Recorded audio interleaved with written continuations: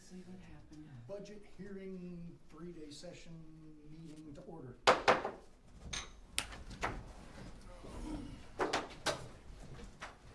I pledge allegiance to the flag of the United States of America and to the republic for which it stands, one nation, under God, indivisible, with liberty and justice for all.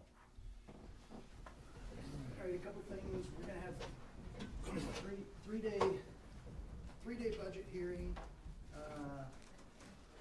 Jim, Art, I'm gonna have to remind you at the end of the day, we do not adjourn, so your motion will be to recess. Okay. Because if we adjourn, we'll have to advertise to start the meetings again, so there's a whole So process motion of to that. recess. Yeah, I'll just call recess, but we don't adjourn until the end of the last I'm day. not going to say anything. Okay, I'll just call recess then. All right, Jerry Hickman from Reedy Financial. Hi, Just guys. kicked off with all the good information and stuff. Yep. So I went ahead and handed out, you'll probably see the big packet, and then there's two different summaries. This big one, sorry, I had to staple it. There was so much I couldn't put it in one of the little binder clips. But this is the budget book that you guys are used to seeing. So within that, there's some historical information, but then there's two different columns to really focus on. The 2027 department requests column. So we took that from the Excel template that Julie sent us. That's the Form 1s from department heads, exactly what they requested. And then the far right. And that spreadsheet he's talking about is the one that's up on the screen. Yes, correct. Yep. And then the far right, what we ended up doing there also was we took the 26 salary ordinance amounts. So the supplies, other services, and capital, all that moved over to that column exactly the way that Form 1s were turned in. And then we were just comparing department head requests to the 26 salary ordinance amounts. We did add $100 of longevity to that. I will point out there are a couple in there that are a little bit different. I know Julie has. That's because there will be elected officials will be changing. Correct. Yeah. Julie, she let me know that some of those were changing, but just to keep it consistent, I mean, we just took it directly from the salary ordinance amount. So, for example, like her department, I know there's going to be, some turnover there. So those might be a little bit higher on that far right column. Treasurer, treasurer, myself, Yeah. or the auditor's office. The other places will be changing. Would you say that far right column one more time? This is the 27 budget request from Form 1s, with the exception of Which salary. one are you talking about? These things or something? With this big packet. yeah, the big right? packet. The far right column. The only difference between the two columns, that far right column, we took exactly the 2026 salary ordinance amounts. And Julie had sent us the most recent copy of that, and then we added $100 of longevity to it. So Now we do so the far right column is 27 Form 1s with the salaries substituted with the 26 actual budget amount on salaries only. Yeah, on that's salary just- only, and then we added $100 to longevity. So if the salary request was at 27 was The same as 26, like we had. I think we double did that because I think I added that as well. So, Are you talking about the $100 Yeah. of longevity? Yeah. Well, we should be, I would think that will be the same, because Reagan was looking at the salary ordinance Okay. amount and for 26, and then just added $100 to that. But there will be, as Julie pointed out, like her department, there's some turnover, or, the treasurer, Clerk. where that might be a little bit higher on that far right column might be a little bit higher than what it ends up being, because we took it exactly off the salary ordinance, but if they're gonna be a new position or a new employee, that's and I paid a little changed bit it less. to the actual person, so. So in other words, if we're trying to look at what salary increases were asked for above the 26 26 budget, They're taken out on that line. that would be the way to compare 27 requests with that far right, which show us and difference is salary requests. Yes. Because the guidance we But- put out on this when we asked for the Form 1s was leave your salaries the same as they were in 26. Yep. We're going to use that hybrid schedule that Jim and Judy came up with And at some percentage of cases they didn't. do. external midpoint. Yeah, but And I- we take that out. And I feel like for the most part, they did. Yeah, for the most part. Yeah. Yes, because what was interesting to see, I handed out two different summaries, based off of each one of those columns. So one of them, top left, based on department head requests, so that's literally what they turned in. And then the other one is based off the 2026 salary ordinance plus longevity increase, the $100 increase. And what was interesting, and I think it's because of those positions that are less, and then I know health was a lot less in their request that they turned in versus what we looked at the salary ordinance. And I think also general fund, is it the probation department? Do they get paid from two different areas, not all just from, but what was interesting to see is the budget was actually a little bit higher on the far right column where we were looking at the 26 salary ordinance amounts versus what they turned in, and I think it was because of some of those employees, that the turnover from. The reason they're higher is Yeah. because it changed during the middle of the year, so. Yeah. But there's a summary for both of those two columns. If we just want to look at, I mean, it's the same concept for both, other than what we just discussed with salaries. But this is all of your guys' funds that we have in the financial plan. Now, some of them do not currently have budgets in them, but we went ahead and put them in here just because we track them in your plan. So like rainy day, for example, there's no budget requested in there, but we have it listed on here. Riverboat's another one, the opioid funds. But this has the total budget, so it pulls the budgets from this big budget book. It just shows the increase or decrease over, 26 budget. We have projected revenues in there. We have projected unused appropriations, which historically you guys don't spend your entire budget, but for general fund, we actually took that out. And we're assuming that you spend 100% of it, even though historically the 3-year average has been around 6% that you haven't spent, which 6% would be $600,000 if you didn't end up spending that. But we're being conservative, assuming 100% is spent. And then we have, in the purple, the projected surplus / deficit. So, are you projected to have more revenues next year than your projected spending? If it's red, that means no. You're projected to spend down cash. So right now, based off of, projected revenues, the budgets that are in there, and spending 100% of your budget, the projected deficit for the general fund is little over $523,000, and then we have the projected ending cash balance for 2027. Based off of that spend down for general fund, little over $4.2 million. And then we do the same concept throughout there. Some of the stuff for all the other funds that I'd point out, the lit economic development, and I'm going to pair this one up with the 4,700 from the county employee health fund. You can see that the economic development fund has a surplus of $792,000, but then there's a deficit in the county employee health fund towards the bottom there of roughly $782,000. So the county health fund, there was no budget turned in. We just have, right now, we just put a 3% increase. I'm not sure what you guys are gonna try to get to. If that's told me 6% probably 10 to 12 is what should be used. Okay, so we can make adjustments for that. But what was turned in for lit economic development, that top one there, for the transfer to that health fund was only, I think, 405,000, and in this year, 2026, it's like 1.1 million that's transferred over there. So, which we just left the budget requests the way they were, we didn't change any of that.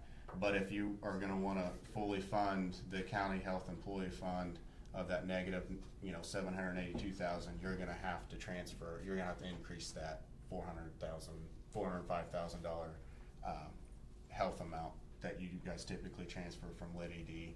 It'll have to match up pretty close to what it was in 26. Does that make sense? Or did I lose everybody? No, I'm still trying, I'm following you. I'm still trying to find the fund. Let me paraphrase it. It's, Yeah. the, 11, 12 yeah, the second Oh, one, I see. sorry, Okay, economic thank you. development. So economic development, thank you.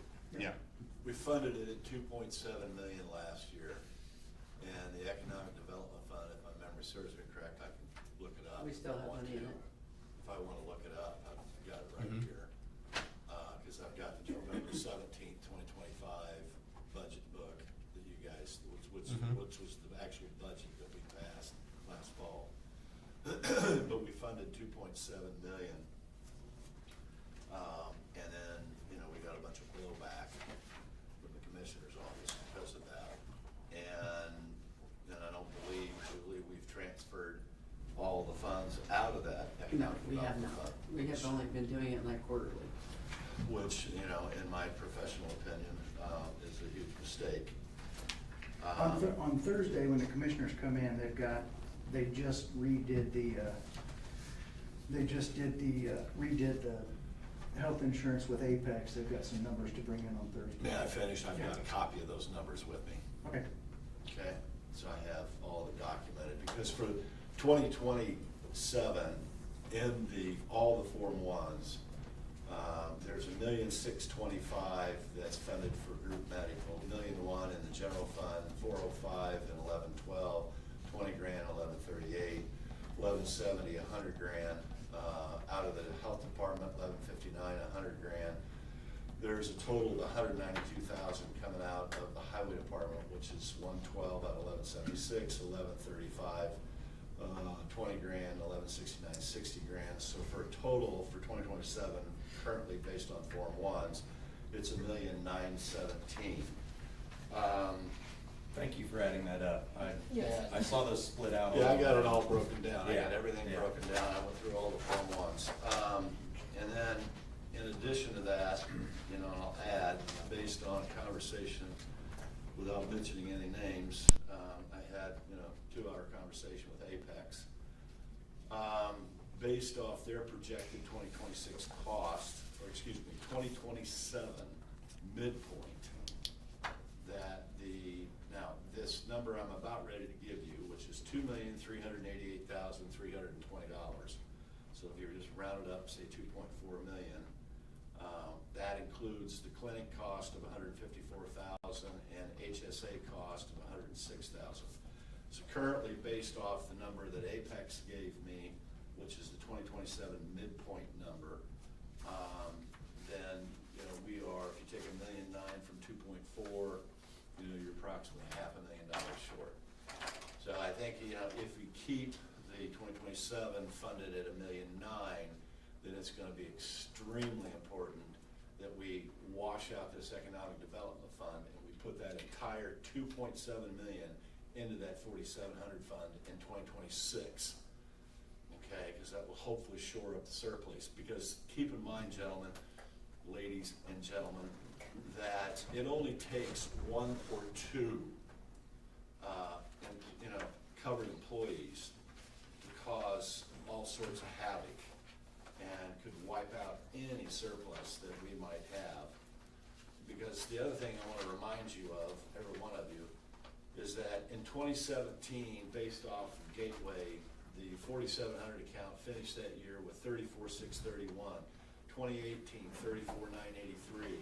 2019, we finished, this is cash reserve balances at the end of each of these years in the 4,700 fund, based off the AFR that was submitted to Gateway. through Gateway. So 2019, we dropped down to $973. Then in 2020, we had $5,000. And then in 2021, we got hit with some large claims and we were negative $606,294. Then in 2022, we carried that negative carryover balance forward, and we were, again, $586,000 in the hole. 23, we finished the year with $11,000 or $12,000 in a surplus, but in 24, we finished the year in negative of $510,000. And I want to remind you that these negative cash reserve balances in that 4,700 fund is one of the major contributing factors to the decrease in the Standard & Poor's credit rating for the county. Right. So we cannot afford not to fully fund our group medical and build the cash reserves to protect ourselves in the event we get one or two people that we end up with outrageous claims. We got lucky last year, and I think we're moving along pretty good for this year. I did have a conversation with Apex, because one of my questions is that what we ought to be looking at is, if you look at the total enrollment for the group health, how many employees on the group health, what's the age brackets? If we've got a bunch of 20-somethings, 30-somethings, 40-somethings, then I would assume, my assumption is that would go a long way to reduce those claims, because as we all know, the older we get as we walk through life, and you get into your, 40 to 60 bracket, or over 60, we end up with larger health claims. So I think We'll cover this more when we get to that. Right now, we got. yeah, but Darren, this is a separate subject. I know, but we have Separate limited time with subject. Jerry. But I'm talking to Jerry and Julie, this is a separate issue in and of itself that the council has Yeah. full I responsibility. understand I do that, think we but need we to- have limited time with Jerry today before the 10th. Yeah, but let's come back to Darren's point. We'll come back to that and talk much more in depth. I'd like to see kind of what you put together. Yeah, 'cause I did, Jim, just to summarize what I think I heard you say, and then we get back to Jerry. I think you said for 26, let's go ahead and transfer the full 2.7 over. Yeah. To protect our operating reserves in that fund. And then for 27, hit the Apex recommended 2.4. If we can afford it. I mean, If we can may afford not- it. We may not have the money to do it. So good. Let's come back to that Yeah. and appreciate that. Thank you, Jim.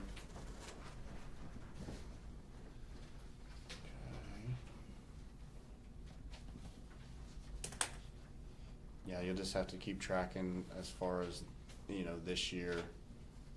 I know last year was a good year in the health fund, to see it. Currently, we have 1.5 million. This year's looking, I'm not. We're only half through. Yeah, Don't- me too. no. And Jerry, just to clarify, the far right column, 2020, I'm looking at your, Yep. based on department head requests, that incorporates actually the revenue projections for 27, which I think is in the middle there. Yep. The most important slide there. The far right is 2027 end of year, I think I'm adding end of year projected cash balance after the proposed budget is paid for, which. Correct. If that's true, that puts our general fund operating reserve at 42%, roughly, if I'm reading that right. 40%, which is very large operating reserve, which, And yeah. yeah, and currently in 26, the projected surplus is pretty good at this point. It's right around an increase of, give or take, their projections, but 450,000. The big reason for that, and I'm glad you brought this up, the projected revenues, one of the big differences in those revenue amounts versus what's currently projected in 2026 is the lit supplemental, which is, that excess amount that if your guys' reserve is good, that the state sends out. That was 400 and almost 93,000 just in the general fund. And we're not For we're not even 26. counting that isn't present on this. Correct. at all. It's not in 27. You guys, looking at your plan, you got it this year, you got it the last, or 3 years prior, but it's not a guarantee, so we don't put that in there. So that's a big difference. If we look at anticipating another 400,000 this year. We're, you know, 174,000 over on what we're looking at, correct? Say that again? We have our 27 projected surplus deficit of 574,000 up there at the top. 523. Oh, you're looking at a different sheet. Yeah. There's Oh, two yeah, sheets, I'm sorry. 574, gotcha. Yeah, there's two sheets. Well, I which one you're wouldn't- looking at. But, right, I don't wanna plan on it, but I'm saying. Yeah, I wouldn't once we look get at that, it we're like gonna- that, though. I mean, you kinda want to eliminate any of those one-time revenues that aren't going to occur over and over. Correct. Cause you don't wanna get yourself into an operating deficit. You don't wanna, like, obviously, oh, let's do these raises or hire these, you know, more employees that are operating expenses that aren't gonna go anywhere, and base, you know, your budget off of revenues that may be one time That or aren't guaranteed, aren't yeah. guaranteed. So, even though you guys have been receiving that over the, you know, last, you know, 4 or 5 years, I wouldn't recommend ever, you know, building it into your revenues and basing your budget off of that. I agree. But yeah, that's a good point, and a big contributing factor is projected increase this year of cash. A couple other things to point out, there's still some what we call fund flexibility. There's some capital items in the general fund that you could potentially, you know, shift to other areas that are more so for capital, like CCD. There's roughly, I think, 200, I have it right here. Right around $282,000 of capital that's currently in the general fund. So if you wanted to move some of that, like CCD right now is projected at a surplus of, or Cume Capital Development, sorry. It's projected at roughly $144,000 surplus. So you could move some of that general capital into your CCD fund. Riverboat is another one. There's nothing in there currently. I think I've heard you guys mention like maybe using that for like grant opportunities and things like that. But that's another one where there's not a budget in there. There's a surplus of $88,000. It can be used for, you know, any lawful purpose. Jerry, if you could maybe pause for a second. Mhm. So you're reviewing capital expenses that are embedded in other parts, or throughout our budget request, fund by fund, Mhm. and how we can transfer those capital requests to maybe what is typically more of a capital request funded type of budget, such Mhm. as Cume Cap. Yes. Is Riverboat typically a Cume Cap type of thing in your experience? As far as cap, it can be used for anything. So we, It can. it can be like literally anything. Do So counties we usually have. use that for? We have some that Some. use it for that, and some that they may, it could even be operations that they, move over there, but it's kind of a catch, like, any lawful purpose, so you can use it for anything. And you said 282 in capital requests. Did you say in the general? That was in the general. In the general fund, loan, yeah. okay, gotcha. So, yeah, that would bring that deficit Yeah. out even further, which with the 42% operating balance at the end of the year in the general fund, I mean, that's almost too healthy. I mean, you know, there's a lot of room there. I won't say too healthy, but you don't want to get too much higher than that, or it becomes excessive, so. Yeah, and I know that you guys have mentioned wanting to once you get general fund where you want it to, you know, increase rainy day. You wanna do rainy day transfers. You wanna, Yeah. you wanna make sure that the 4,700, you know, health fund is where it needs to be. But there are some other areas that you can see here that are in red that, need attention also. So based off of, like lit public safety, the 1170 fund, it's a deficit of 214,000. It would have been probably balanced, but the ambulance contract, is that what that went up to like 8? Yeah, so that went up substantially. So right now, based off of that, I mean, in that deficit of 200 and roughly 15,000, and then remaining cash of only 256, and based off of what's in there, and if that budget, you know, continues, it's not sustainable. Yeah. So you may have to, move some stuff around out of lit public safety in the other areas. But there should be enough fund flexibility and being able to move some stuff around that we should be able to take care of, a lot of this stuff. Jerry, you got, how long time does Jerry have with us this morning, an hour? Yeah. An hour? The public safety piece, the ambulance contract overage, I mean, just as a heads up for the council, I mean, that's the kind of funding replacement. We're gonna hear from the CVC, I think it's tomorrow, about some parks and rec requests that may be able to be funded through the innkeeper's tax rather than the general fund. And so that $214,000 shortage in the public safety fund due to the ambulance contract could be kind of a number we strive to overcome with some innkeepers funding to replace those funds and stabilize that fund.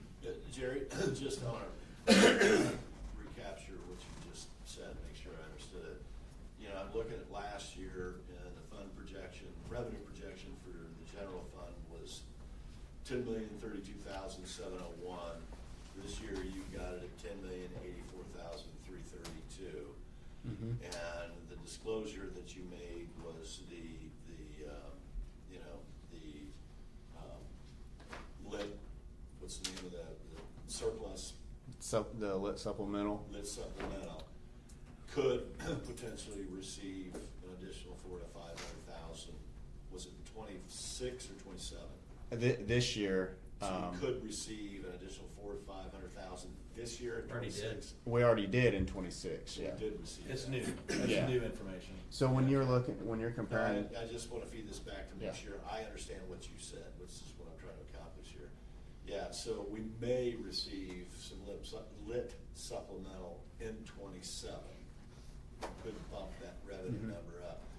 And then secondarily, what you were referring to is that when I look at all 26 Form 1s that are funded out of the general fund, there's $315,754 that were capital outlays.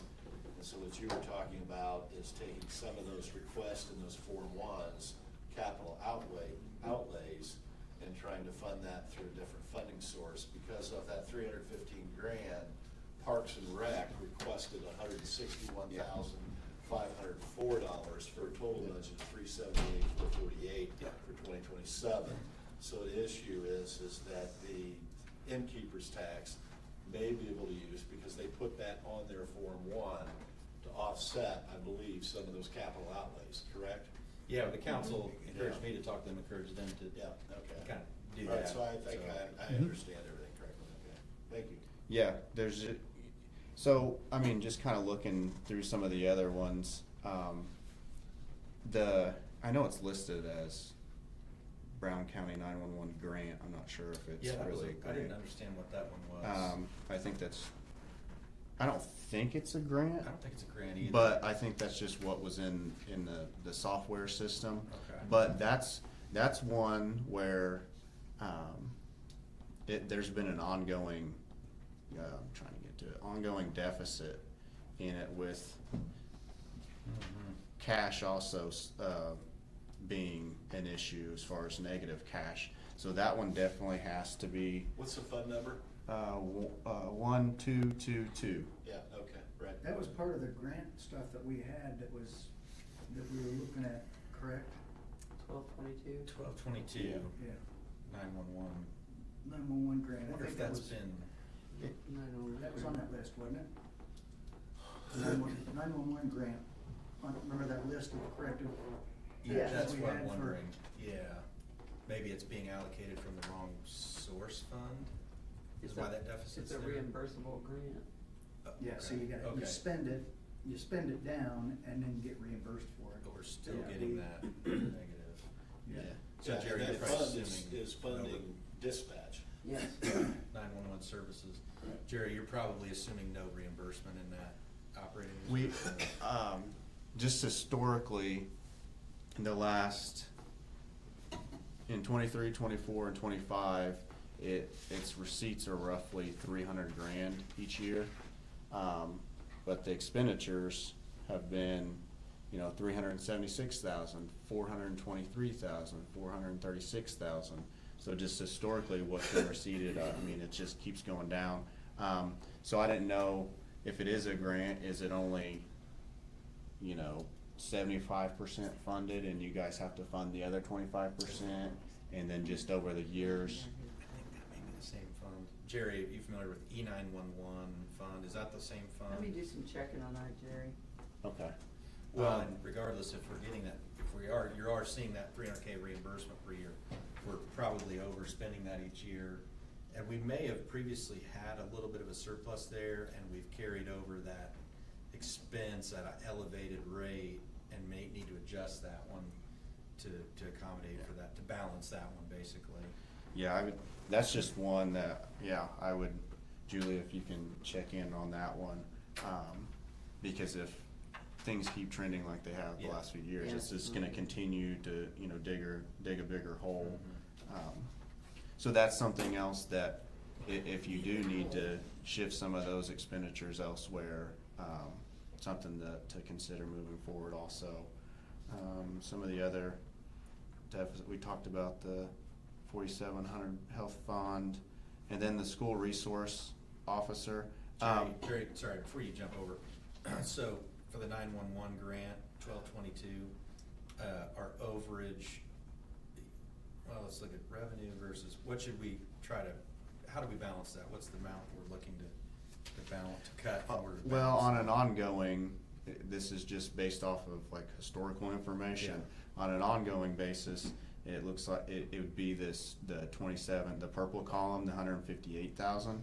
But you'll want to, I guess roughly at the end of 26, based off the way it's trending, we're projecting a negative cash balance of almost 230,000. So we'll have to clean that up too by the end of the year. But as far as the ongoing budget goes, the 158 roughly thousand. So we need to try to And that- lower that at least by 158, right? or shift it like expenditures elsewhere. Right, Fund it, that's, yeah. Unless Julie finds something else out on it. I'm gonna check into it. And do you have any recommendations on where we would shift that from currently, the 158? I mean, some areas that you could shift it to, obviously depends on what everybody's Yeah. thoughts are. I mean, general fund can be used for anything, economic development fund, it could be spent there. I'd imagine lit public safety because it is public safety related in a way. Riverboat, those are some of the main ones. Gotcha. And then, there's a couple, the last two are a couple of grants, so that's more so just like cleaning up we'll have to clean up those I've got a negative. list. Okay.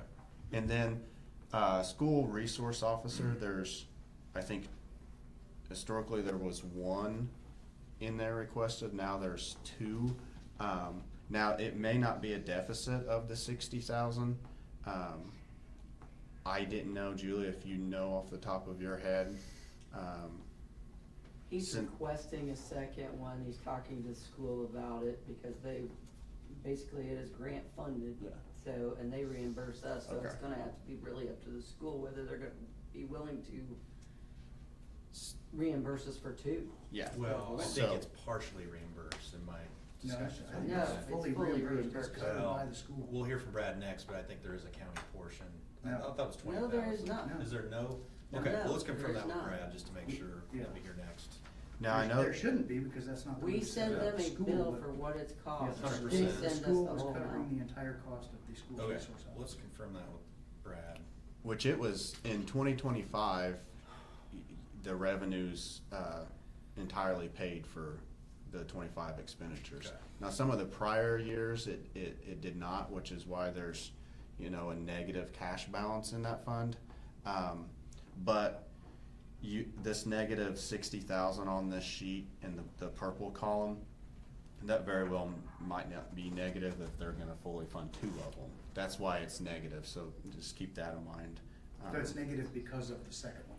Yeah, Yes. correct. We only show revenues for the one, but I guess if they're agreeing to pay the other one, then we would adjust the revenues and it would be paid for. But that's another one that we might need to check into on the negative cash balance. Well, that It's would in- be the, yeah. As the sheriff said, it was a request, and I had no business changing any of the requests that they said, just. Yeah, that's fine. So on the negative cash balance in the school resource officer fund though, assuming we do get 100% reimbursement, there shouldn't be a negative balance there. Shouldn't be if it's supposed to be, if that's the agreement that it was like 100%. Now, why it's not, I'm not sure. Okay. But Yeah. So it's something, we gotta figure that part out. Yeah. If it's 100%, then we shouldn't be negative. We'll sort that out with Brad. and then sorry, I looks like I skipped over. Because we haven't sent them a bill yet. Yeah. I skipped over the Cume Bridge. On that one is very, very hard to project out the expenditures because historically the unused appropriations, what hasn't been spent has been extremely high over the years. So the budget will be, way up here, but then expenditures are much less. Historically, 57% of the budget has been not spent. We knocked that down to 40% to be a little bit more conservative. But at any given year, if we don't have, a capital plan in place where it's like, okay, we are definitely spending, these items and, have it mapped out, it's hard for us to project, those capital funds where there's large budgets, but then historically it's not been spent. So we kind of look at historical 3-year average, and we bumped down to try to be a little bit more conservative and show a little bit more spending. So there is a little bit of deficit there. I'm not sure exactly on those line items that they have in there, how much they plan on spending out of each one.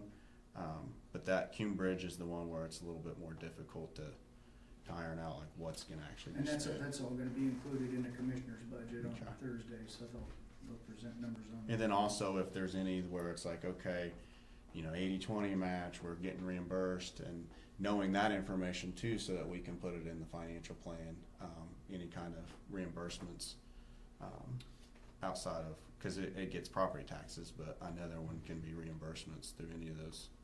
And Jerry, I'm noticing the 2020, the 2 orange columns to the far right. I don't believe we had those last year. I like these projected unused appropriation percentages you're doing here. You're trying to help us identify funds that are being underspent historically, and therefore those are probably more likely for us to easily cut. Am I reading that right? You're looking at the 3-year historic on the budget, the department head request form, the orange columns. So these two is what I'm talking about. Yeah. But yeah, can you help us navigate that? I think that's what you're trying to do.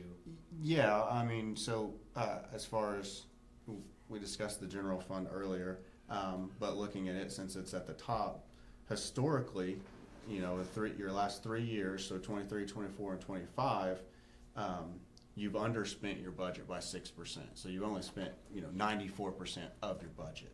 But in our projections here, we're actually showing 100%. So yeah, historically most funds, you don't typically spend 100% of it. You may in some capital funds, as long as you spend, everything that you planned on spending. But yes, I mean, that's just showing if the number, the 3-year historical average, if that number is higher, it just means that your budget is a lot higher than what you actually spend. Which I know, like some counties, cities, they want to go ahead and budget what obviously anything that possible, and then they might underspend it, and then they could have 5 to 10% every single year, say in their general fund historically, and usually in the financial plan throughout the year after the budget's set, we'll see how it's trending and we'll show you projections based off of that. But usually when we're going into creating the budget for the upcoming year, we're much more conservative and assuming 100% spent, which is what we're doing in the general. But some of these other ones where the unused appropriations are substantially higher, we back off those some. And I know I just had to point out Cume Bridge because without knowing the exact game plan on some of those bridges and, you know, for next year, it's hard for us to know exactly what's gonna be spent. Because if they would spend 100% of their budget, I mean, they're gonna spend down roughly $600,000. But historically, they haven't done that. It's just, that one's a hard one to project without knowing the exact game plan there. And then there's some other ones, like another one that has high unused typically has been MVH restricted, which is the portion of, that has to pretty much be used on, you know, roads and paving. That one's been, historically, not much has been, you know, spent out of there, so it's growing cash as well. Is that the one where you can only spend, well, it's split off because it's 50%, you can only Yep. spend 50%. Really, they were trying to control the other side of it, which was on the administrative and kind of. Yeah. But you'd think we would be spending 100% of anything related to paving each year, so if we're not, we're. Yeah, if you just, well, like last year, I mean, in 2025, it receded in roughly 1.1 million, and only 125,000 was spent. And I'm trying to catch up, I see MVH 1176, but it doesn't, oh, wait, there's above it, 1173. Yeah. Okay. Restricted, MVH restricted. So, yeah, and I think this year too, well, at least through the first quarter, if I recall, it's not, there's not much coming out. Now, we did have a superintendent changeover, so that's a 3/31, it's a March 31st number. So we're still pretty early, pre-paving season. We've had Carroll Barnes Road, some other things paved since then, But yeah, I mean, if there's certain, you know, things that paving wise, I mean, that fund continues to grow, so I mean, you guys could definitely get some roads down there. Well, and there's, you know, certain funds are intended to be cumulative, and that's why they have cumulative bridge, cumulative capital. Those are intended in a lot of cases, or at least historically have been kind of cumulative. Over time, you grow those to big amounts, and then you spend it on a $1 million bridge, a couple $1 million bridge, or whatever. But then MVH restricted is not intended typically to be a cumulative capital fund. It's meant to be an operational, boom, you're slapping pavement on the ground kind of Yeah. fund. Is that? I mean, yeah, I mean, Yeah. I'm not as concerned as far as building up the cash there, cause you're not operating out of it, but obviously if you spend it, then that's less that you can pay, but if I mean, that's all it can be used for, so I would use it if you have roads that need to be paved. For sure we do. Yeah, 100%. MVH restricted also has the match for community crossings, doesn't it? Yeah, you can use that that's. Well, we have a line specifically for that. That's in the MVH restricted, correct? Was it restricted? I thought it went down this year too. I was gonna ask commissioners. Or was that somewhere else? It was one of the two. Restricted. Probably be restricted, cause it's paving, pure Should paving. be. Yeah, should be. And it went down to like 330 this year, or 230, 375 went Yeah. down to 265. 265, yeah. Probably because our matches went down, but yeah. Right. And there's $1 million contract paving. Yeah. But yeah, I would definitely, if there's, you know, roads that need work and stuff, I'd definitely, you know, spend that. Ask their plans. And then on the MVH side, not restricted, just whatever you call highway fund, that is for, and that's the one really we probably need to be more, well, don't need to be careful because it's already pre-split for us. We can spend all of it, but it's all in. You pay for employees out of that and Right. operate out of that, so that one, I'd pay more attention to the cash reserves in there, especially because it's more of an operating fund and you're paying employees, so, yeah, that one, definitely pay attention to the cash and, the reserve balance there. The restricted one, I mean, if you have projects and stuff, definitely take advantage of that, with the understanding that you do want, you know, some back to continue for your match for CCMG. But yeah, the regular MVH one, the 1176, you definitely wanna pay attention to the cash there, which right now, I mean, it's Over almost, 100% yeah. operating reserves, which Yeah, so seems you're pretty high, doesn't it? pretty good. Where do we want that operating reserve amount to be on that one? 100% seems pretty high. 2 million just cash seems. I mean, it could be, I don't know, we have all kinds of different clients at different percentages, and, I mean, some of them are starting at 30%.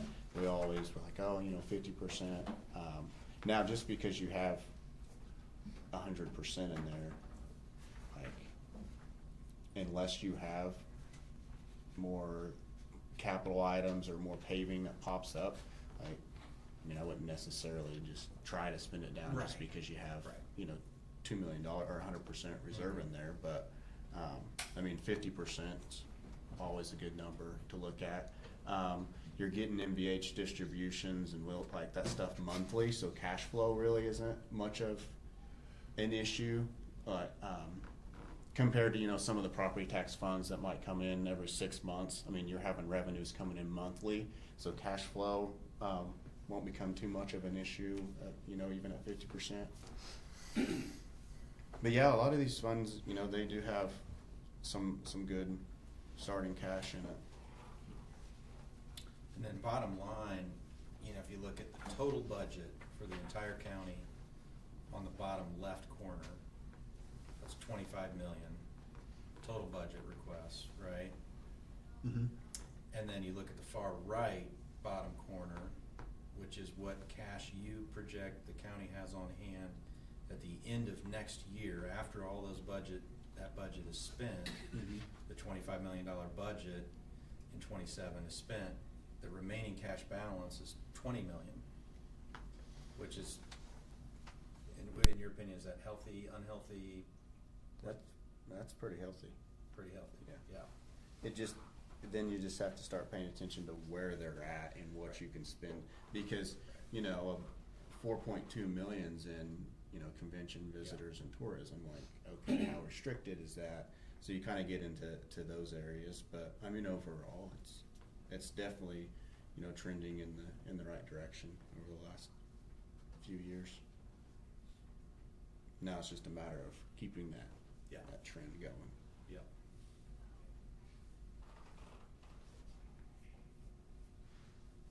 And then I do wanna point out, cause I saw this green column, the budget increase / decrease from 2026, the very bottom number, that's a little misleading, because almost 8 million is from the county employee health fund, and that's only because there technically wasn't a budget in 26, and we put almost 2.8 in 27, so that inflates that number. So actually, like, total wise, it's went down some. Could you say that one more time? Green column on the This- longevity increase page? This Are column you on the here, longevity or the head? either one. Either one. Oh, yeah, Either same one. on both. So we're showing the increase in the 27 budget over 26. The total at the bottom's a little misleading, saying the budget's increased almost, or over 2.3 million, because if you look at the county employee health fund, the 4,700 fund, it's showing almost 2.8 in there. And the reason it's showing that is because technically you guys don't adopt a budget for it, so there was 0 budget in 26, but we put a budget in 27 just to show. So that's a little misleading, but not like a big deal, but if you're looking through this later and see that. Got 10 minutes left. But yeah, there's some options as far as moving some stuff around, which, I mean, obviously once get through, department heads, making sure like everything's in there the way you guys want it, then we can shift some stuff around, after, obviously give recommendations and see what you guys want. But there is some flexibility moving capital around and things like that, so that we can always do later after the budget hearings. The other thing, kind of big picture I see between the two spreadsheets, bottom right corner, the purple column actually, projected surplus deficit. On the longevity increase sheet, based on 26 salary ordinance plus longevity increase sheet, that is 381,000. And then on the other, it's 460. So that's essentially the difference in salary requests above and beyond 26.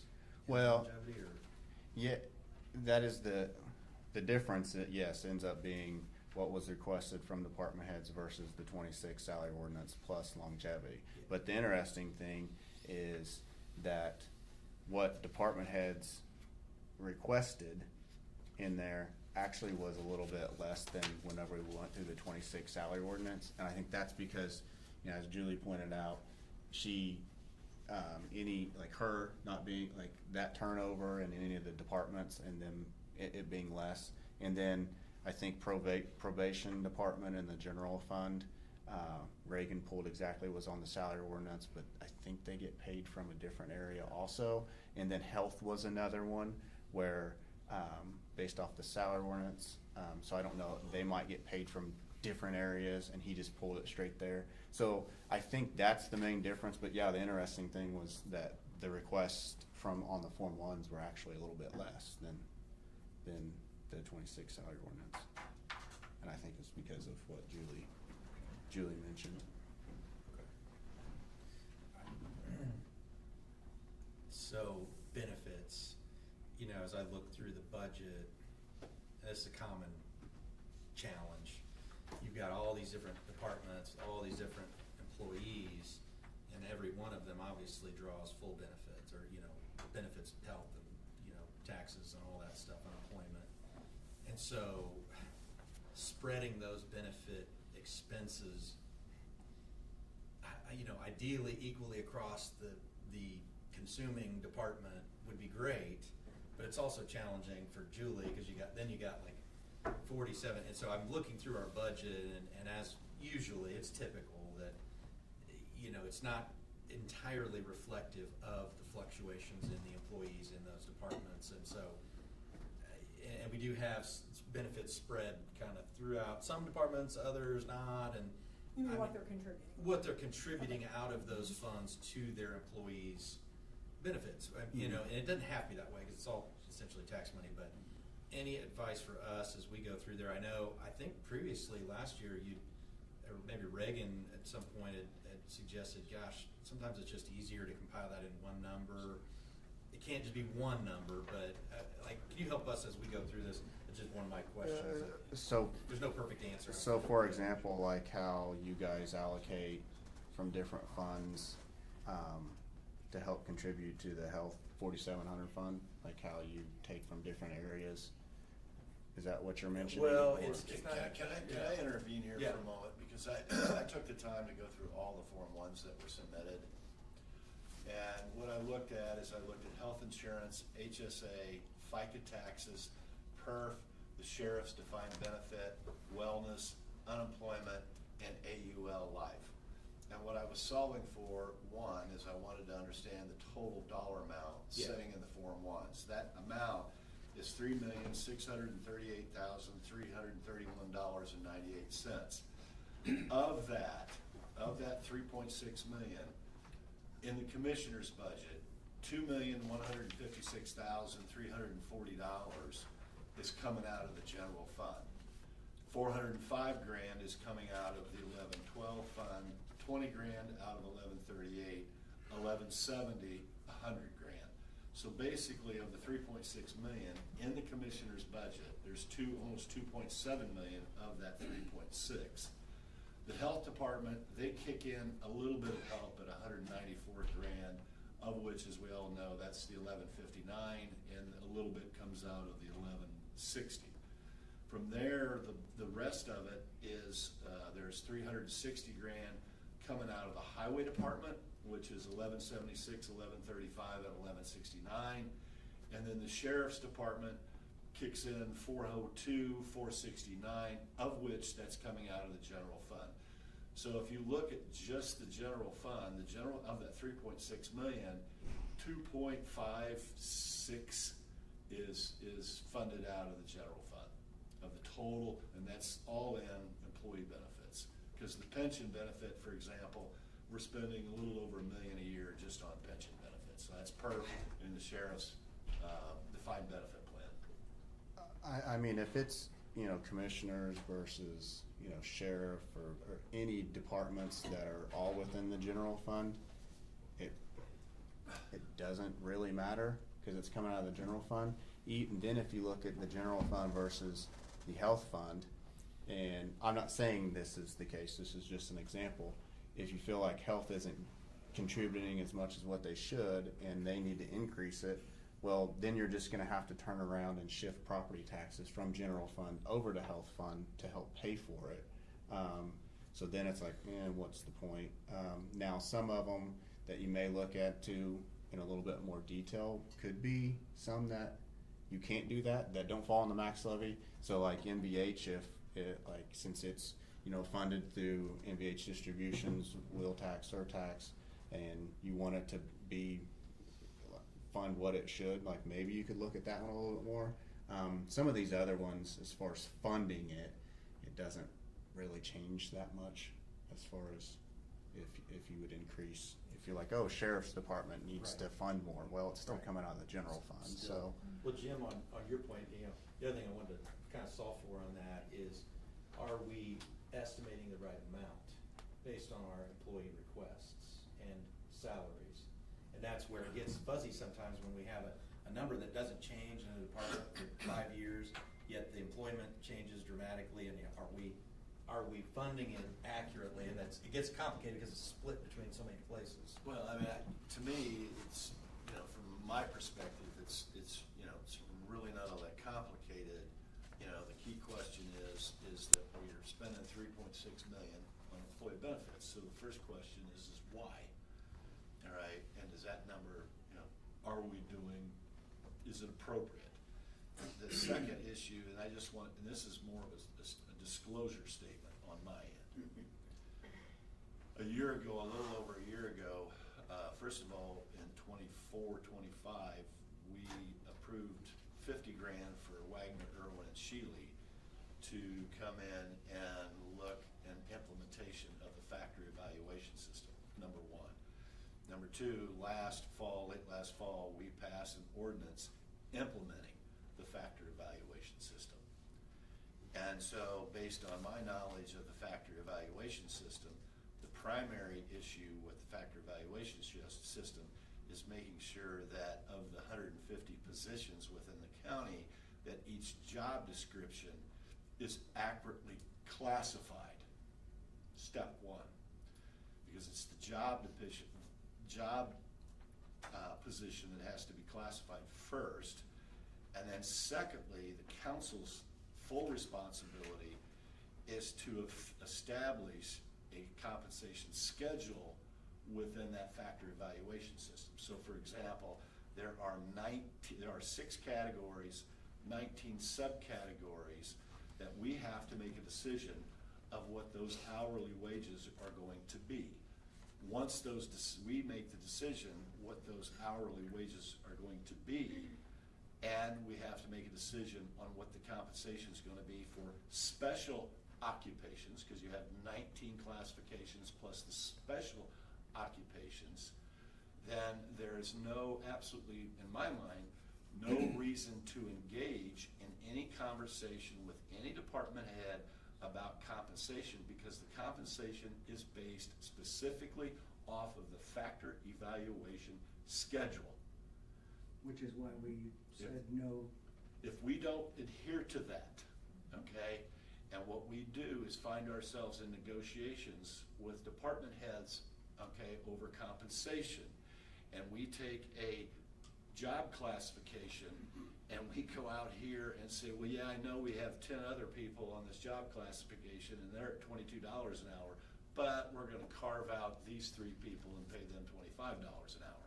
We might as well just take the whole thing, get rid of it, and we'll make subjective, biased decisions based on individual employees. Which is not what we want to do. That's what we were trying. And we should not do. That's right. We've said That's we're what not we were doing that. trying to move away from, to make it very Yeah. neutral, very fair-minded, you know, and so the issue is we have to take Jerry, a hard look at this factor evaluation system, because I produced a document that I submitted all of you here a few weeks ago, that 14-page document, and we have got to make a decision as a council, because my understanding it is the council's 100% responsibility on all county compensation.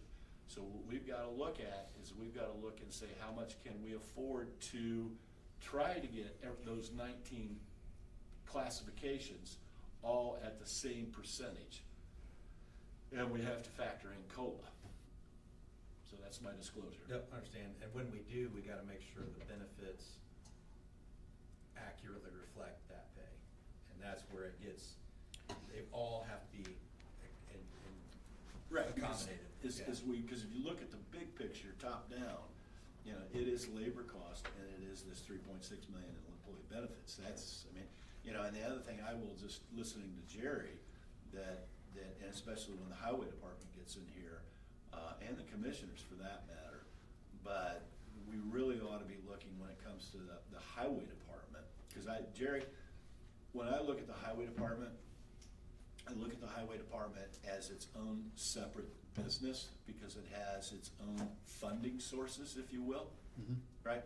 Whereas the rest of the county's coming out primarily, most of it's coming out of the general fund.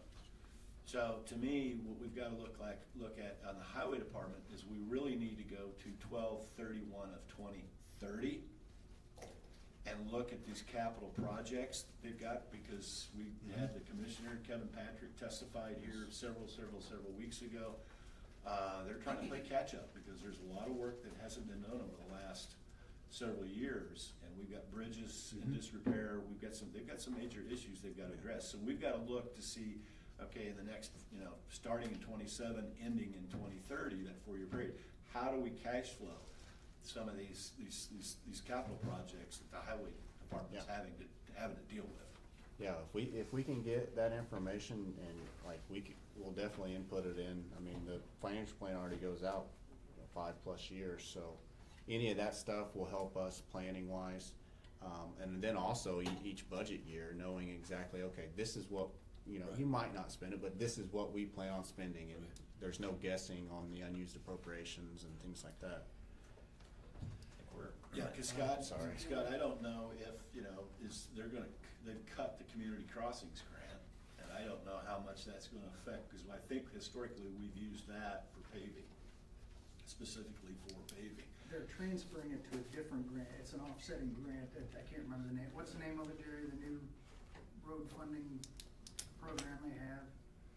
It's based on county miles. They're shifting from community crossings to. Are you talking about the direct lane? Mileage-based funding. The mileage-based I think it program may that be they've a got little now, whatever you get in that program deducts from what you get in community crossings, so it's. I actually have a paper on that down there somewhere. Okay. All right, we're running into the sheriff's. Sorry, guys. One question for everybody, Jerry and I talked about, brother, and he needed to be here for what portion of the hearings, cutting loose now and then go through the next 3 days, and, cause you're not available Thursday morning. I can be until right around noon. Okay. Yeah, but I don't know that there's any need to rack up a bunch of billable hours. Yeah, I don't know that there's any reason to be here for any of that. And if unless- any changes, if you're updating that, then that'll go well with, you know, we'll be able to make changes easily if you guys do it on that. Okay, yeah, I've got. We'll be more than happy to pay you guys, $8, $9 an hour if somebody in your office wants to watch the YouTube videos. Yeah, sure. They have to pay us. I guess my only question, sorry, I know I'm over, it'll be quick.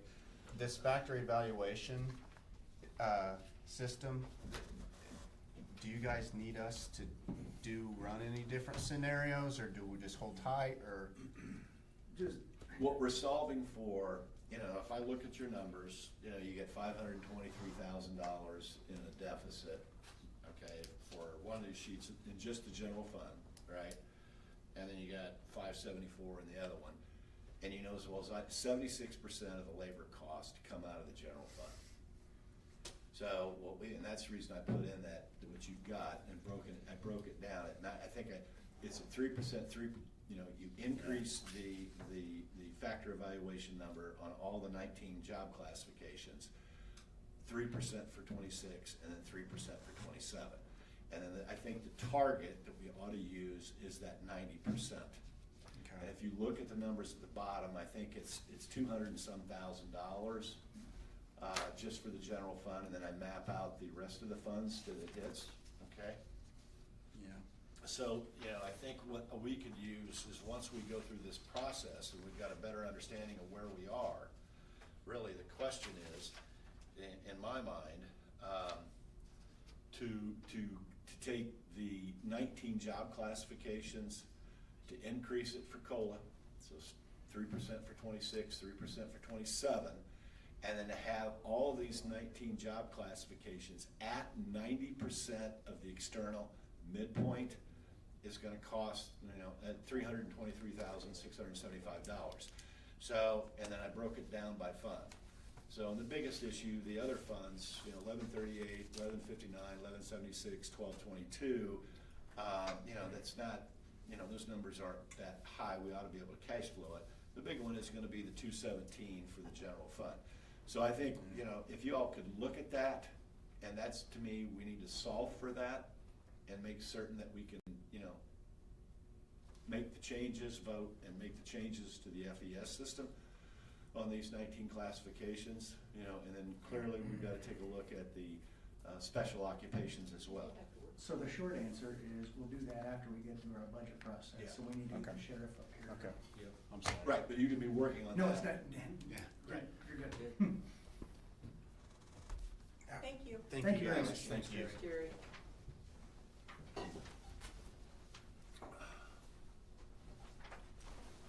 Scott, I need to get you closer to the microphone. Oh.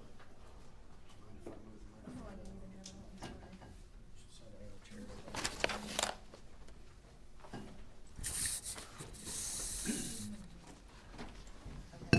Slide that other chair Okay, over. she So- can go get my laptop.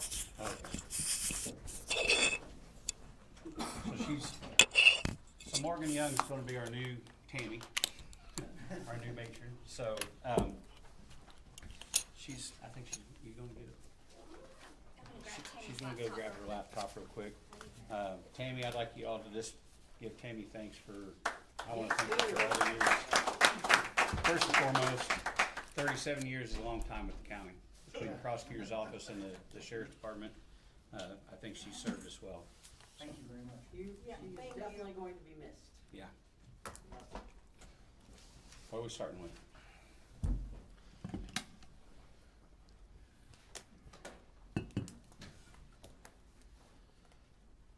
Darren's working on something, and actually, I'm wondering, you guys have what you need, I wonder if they need budget books. You want to at least pass one budget book to them, so we're at Yes, least we do. looking at the same numbers? Do you have one? And maybe we Do you just have leave the that up numbers? there, so all the people. I have them. Yeah, and then you guys can, if we have questions on that, we'll be able to see what we're talking about. You're page 1 in this. Yeah, then Brad, I don't, Okay. And then if you would just leave that there, and then the next department, everybody can use it. There's only one thing different, they took your PSC stipends and put them here. And then, it still has longevity in place. Okay.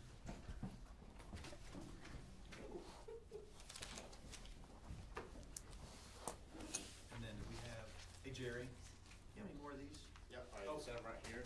We may put one of those up there too. Thank you. Yeah, Just send them up there. and then if we reference that, you guys may need to Thank cross-reference. you, Jerry, appreciate that. Thank you, guys. Thank you. Kim, you just leave those there when you're I'll see you done. later.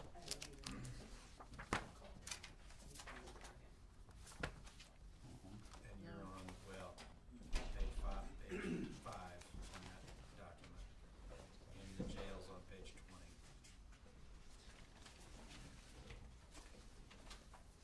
Yeah, so we got several different budgets, so I didn't know which one you wanted to start with. general fund. Well, I mean, we have, That's sheriff, 005. jail, sheriff. Sheriff? Right at the beginning one. I have all 5 of your I do, ones Yeah. they're here. all right there. That's what I was thinking, Okay. because I cannot see that screen. You have to zoom in. I can't see it either.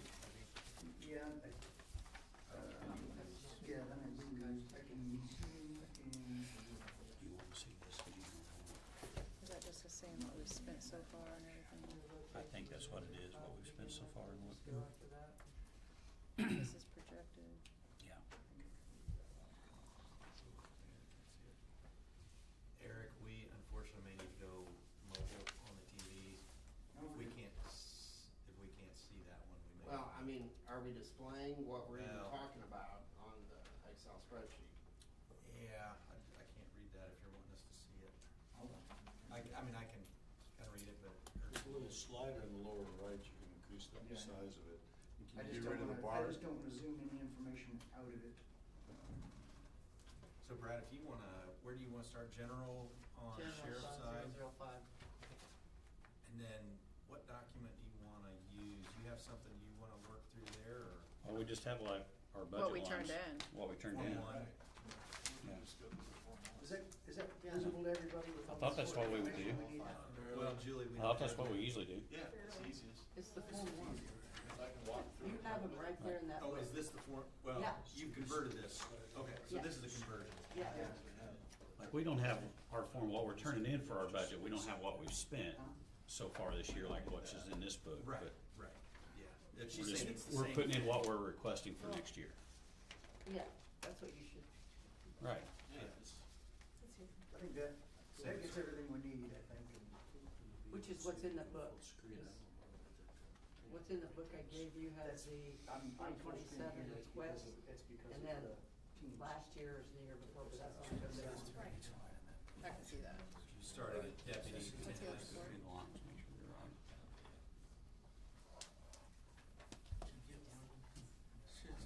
See deputy 10S as your first line. I suggest you start with your deputies and the longevity stuff. Yep. Brad, You know, we're looking at deputy in this book. look at that. Yeah, so the only change, obviously, we didn't get, the governor didn't give any state raises out this year, so the officers are not getting any raises under what we had. Brian and I did a lot of talking about this, and we did want to add back in longevity for the officers. I know that was taken out in 2022, and Brian and Scott Sullivan worked real hard on that. That was one of the things.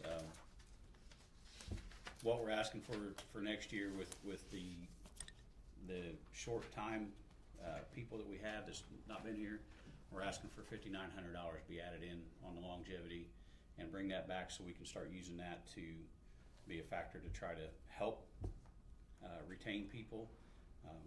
We've had a lot of turnover this year. We've replaced 5 officers. That's due to a couple leaving for different departments. One we cut loose in the FTO program that just wasn't simply going to make it. And 2, basically burnout, mental health issue type things. So that being said, we're asking for that to be added back in. Even next year, figured, done the math on it, it would only be another $1,200 increase next year because 6 of the employees that would be on that aren't on it right now won't even have their year in. So for next year's budget. So The state usually controls your salary, right? yes. Do you know what the percentage of increase that is compared to what we're usually getting here, maybe 3%? It's been 0 for the last 2 years. Yeah. 2 years, but before that, what's the, It's Oh, it's it been averages different. somewhere around 3. It's been up to 6.2 and been down to like 2.4 since 22. The first year it was around 3%, and then there was a jump to like 7.2, and then it was back down to like 2.7 or something like that. So if you average all of that, I think it's It's somewhere around 3. 3.75 or something like do that. you know what their logic is on it, if there is any? It's supposed to be for cost of living increases, but the reason the state hasn't done it over the last 2 years, specifically this year, is just their total freeze on everything. So I don't know if they'll do it next year, but I think that's the reasoning. I don't know what the reasoning was. I didn't really research it for the previous year, but this year it was a total freeze across the board for all state and like DCS employee, nobody was From getting what we've anything. heard this year, the only state raises they're given is like a longevity type situation. They're given like a bonus for people that have had 15 years plus, and then people that are like 5 years plus. There's a couple different things. I think that's the only thing the state's doing, and that's not across the board for employees. That's certain. So like the troopers are getting something, but it's like a one-time longevity bonus. So are the state troopers on the same ratio as you are? No. Oh God, no. No, what I'm saying is if they're freezing years, are they frozen? Yes. Yes. Okay, so if you get an increase, do they get the same percentage? We get the increase when the prosecutor and the circuit court judge gets an increase. Is that when they get has the state- nothing to do with the state troopers. No. So theirs is on a separate program? Yes. Yeah, they're on a completely different matrix altogether. That's unfortunate. Yeah. But it's not as easy as you think with the matrix though. Yeah. Because they've had to redo their matrix a bunch of times, which is, if you go back to 2022 when we did this, the reason we did this is because agencies have to keep redoing their matrix, meaning they have to change the evaluation number. So matrices are made up of, you know, a starting salary, a 3-year bump, a 5-year bump, a 10-year bump, a 15, 20, or whatever. You have to adjust those numbers every single time you want to do a matrix. And over the last, I don't know, 6 years, the state police has had to redo that 3 times. And it's because the salaries are increasing. Like, it's not just here, it's everywhere, it's nationally. Well, nobody wants to be a police officer anymore. The logic behind us asking for the longevity back, in 2022, Scott Sutherland and I came to you guys and we wanted to raise the baseline up to a certain level so that we could retain and attract people. Because at that time, when we would have an opening, we would only get 2, maybe 3 applications. And I'm just telling you, that's not a good situation when you're hiring law enforcement officers. The reason that Brad and I talked about this with Tammy about asking for the longevity is because this most recent application process we did, where we've actually hired 2 and we'll potentially hire another one out of that, is we had 20 applicants, 15 that passed the initial background and 11 that showed up and passed the physical assessment, which is the first time that's happened in 10 years. Long time. So because of that, and part of that, quite honestly, has to do with the DOC stipend.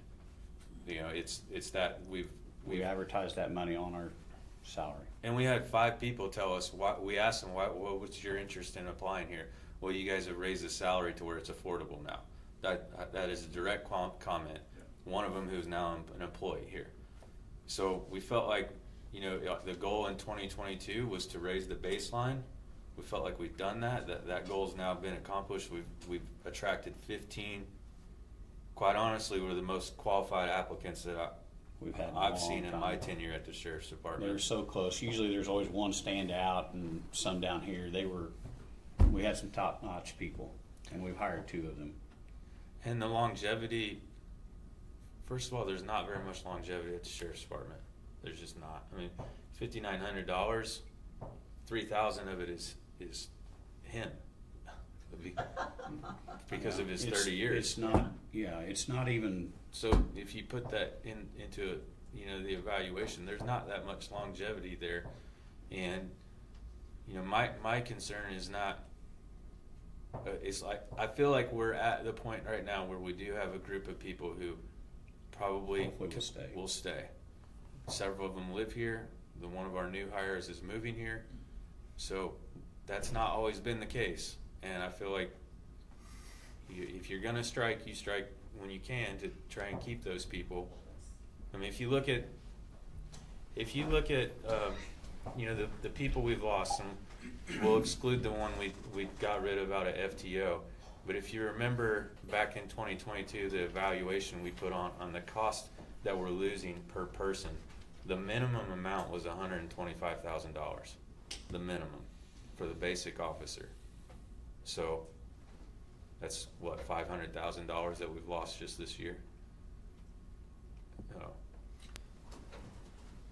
Good. So you're saying you have a more stable base now? yeah, hopefully. yeah, I think. Our base is stable because of the DOC, that we was able to do that. You know, and you guys allowed us to do that, the commissioners allowed us to do that. We're gonna continue doing that. We've got people coming in from Monroe County Jail paying the same thing as DOC. It's just going in the same fund. That's the only reason we were able to raise that. We've got, is it 17 deputies?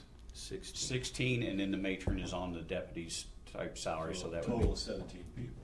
yeah. Of the 17 employees, off the top of mind,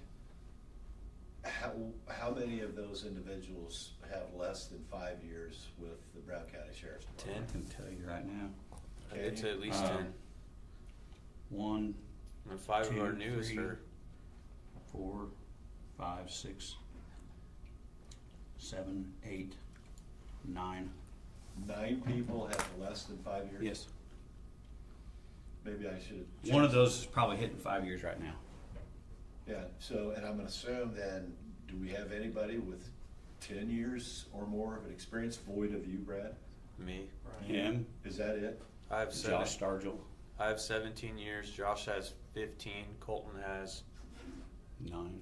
maybe 9 and a And half. that's it? I've got Greg Duke, who retired from Bartholomew County, that came over to be the school resource officer, and now is on the road. Right. But he's got 7 years here. Right. But he's got a lot of experience. But Experience in Bartholomew. he's got about another year, and he's gonna be retired. Okay, yeah. Thank you. How secure is the DOC stipend? I would say right now it's in pretty good shape. She's got the numbers right here. Since August of '24 up through April, we've brought in over $368,000. Is that received funding or? Received, we've got it, and there's still outstanding over 20 Oh. that's coming in, How and about this the month's billing's gonna be inflow good. Of inmates to take, How many? I mean, is it consistent?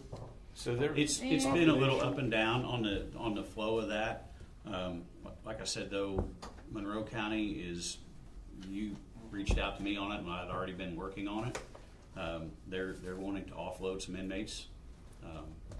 We have 3 Monroe County right now. And that number's gonna go up. We'll get more inmates there, and they're gonna be that way for a while. We are working on another process. If it comes through, you'll be the first to really know about it. If it comes through, it's gonna be great. Tammy, what was that number again that you've received? I'm sorry, I missed it. 368,000.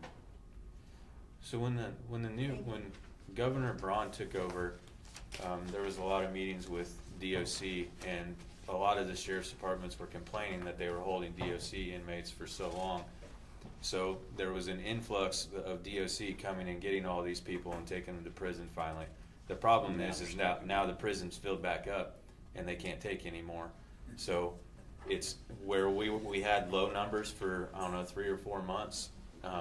It's not coming back. It's going back up, and they don't have any means of taking any more in the future, which honestly it happens often with DOC when you have administration changes. And what they did is they just released people early out of prison to try and make room to appease, certain sheriffs in certain areas. But that was not a long-term fix. It's never. The biggest thing they fixed when Braun come in, and I was a big greasy wheel in that. I was like really, because we weren't getting paid. You guys knew that. I'd done it. And I stirred up a lot of crap, if you will, up there. But how we're getting paid now has changed, and then also how the F6s, because we get money from F6s now, which the county here, like our own, we can house our own level 6 felonies here. We were just getting a flat fee. Well, we were getting hosed on that flat fee because the state, the way they did it wasn't right. Well, now we got it, they changed it to where it's day for day. Whatever we house, we get day for day, and we were already probably 10,000 on the year over what we would have gotten from what their rate was that they had set for us. Is it 70 now, 75, or?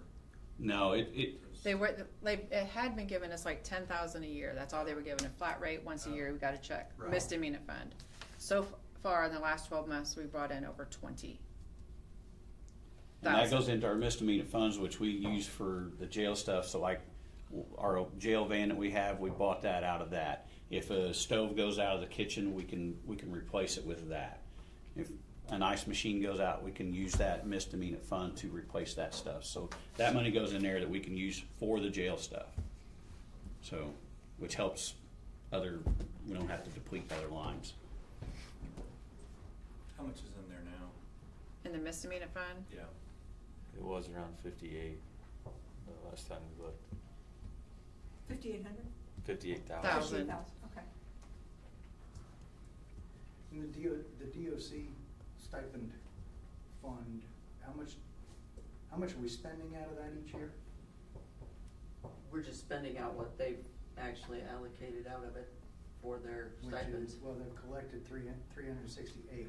What is the stipend amount that comes out of that every year? Well, for instance, the sheriff's, the DOC that comes out of there is $90,552. For what period? That's for a year. Again, That's the yearly. In when Greg Garatos was here as our financial advisor, which I believe, Brad, that was for the 2025 budget. So I think in 2024, when we worked on the 2025 budget, that's when you all, the council, and you negotiated this DOC agreement, correct? And I think it was for 2025. Yeah. So what I do know for 2025, because I've got the numbers, the total was $183,000 worth of stipends for your department, and that included all 47 employees. So it appears that the DOC project is in a positive cash flow, Tammy, would that be fair to say? Oh, yeah, I mean, Yeah, it's paying for itself. Yeah. And it's, you know, those it's- months they didn't pay us, we were Yeah. suffering, but then they've gotten all Yeah, caught but up and they're because within if my 60 memory days paying. serves me a month. correct, in 2025 is when you all had a receivables issue, because DOC wasn't reimbursing, Right. correct? right. Yeah, okay, and now they've got, seems like Bronze got Yeah, that cleared and you up. guys graciously carried us through that time, and now we've caught up Right, and now we're we're ahead. caught up, now we're in the black. That's still in place, are those? Yes, yes. How did, okay. So Because- we've been still housing No, Bartholomew. no, my question is the stipends, because we did Yes. that through stipends, are all those stipends still in place? Yes. Yes. Okay, all right. You pretty much live off of those now, don't you? Well, that, like Brian said, if we hadn't added that into our advertising for our hiring, we wouldn't have what we have. It's imperative that we keep that in there and keep that money going, or we would probably lose officers that we have now, even more so, and we wouldn't be appealing to other. That was the only reason when we talked a great deal about it. It's like, okay, we've got to do something to be competitive, and so we added our DOC stipend in there, knowing that it's. We'd lose jailers too. Yeah, so we add that in there when we advertise, because otherwise, we're not appealing to anybody. Okay, so the $5,900, I'm just trying to get clear in my mind of what you're requesting, because I heard $5,900?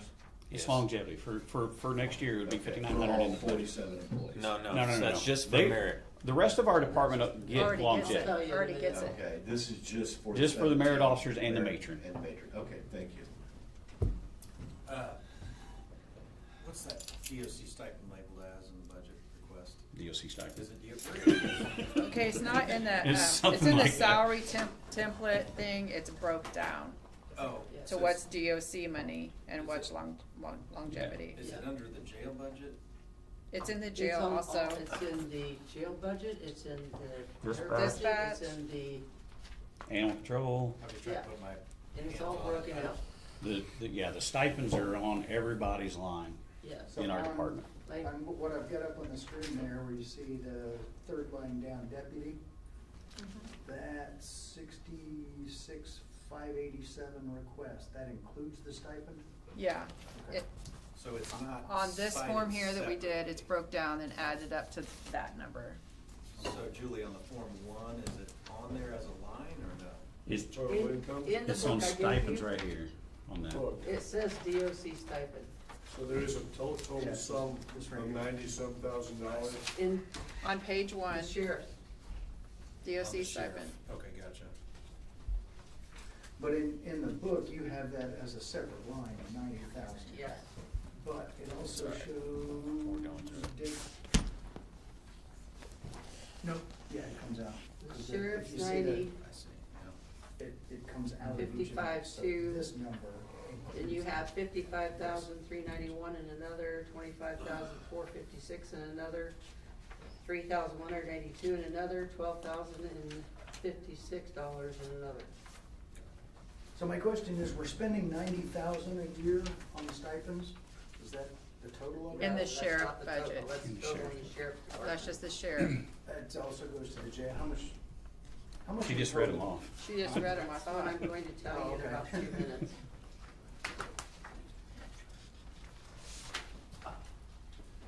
One thing I don't wanna do is when we redid the scope, the. $186,637 a year. Okay, so we're bringing in almost 200,000 more than we're using. No, that was, That's that's, not, yeah, that's that for was the 2 more years. than a year's worth, but. Yeah. I And the think numbers we're- are going up. In the jail, you got 55,000 DOC stipend. I think we're doing okay. I mean, I think we'll be. Is that it this year? You got 90 and 55? It's, Darren, it's 368,368 plus 20, so it's 380. 388. That's the balance in it now? That we've- That's what you're spending? No, we probably That we've used, taken in. yeah. It's the revenue, but what's being paid out, I think is the question. That's Since- what number she just gave you, And that's, 186, whatever, 637. is what comes out That's in being a taken year. out of that's that. been since Yes, August a of year. 24, that's how much we've taken in. Well, that was billed then. That was It didn't billed, come in yeah. until 25 Right, or whatever, right. but. So on the budget, I'm seeing 90 out of the, 90 in DOC stipend out of sheriff's budget, 55 out of the jail budget, that's 140 roughly. Where's the rest of it? Dispatch. Dispatch. Dispatch. Dispatch and You then have animal other control, office staff. dispatch, Jail, 911. And those are all the numbers you added up? Yeah. Okay. So we've got 9 dispatchers and then that would be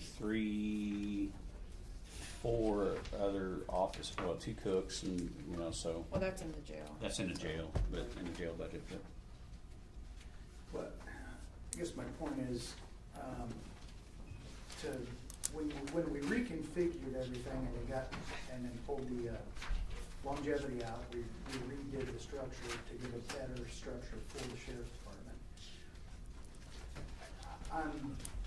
I'm reluctant to add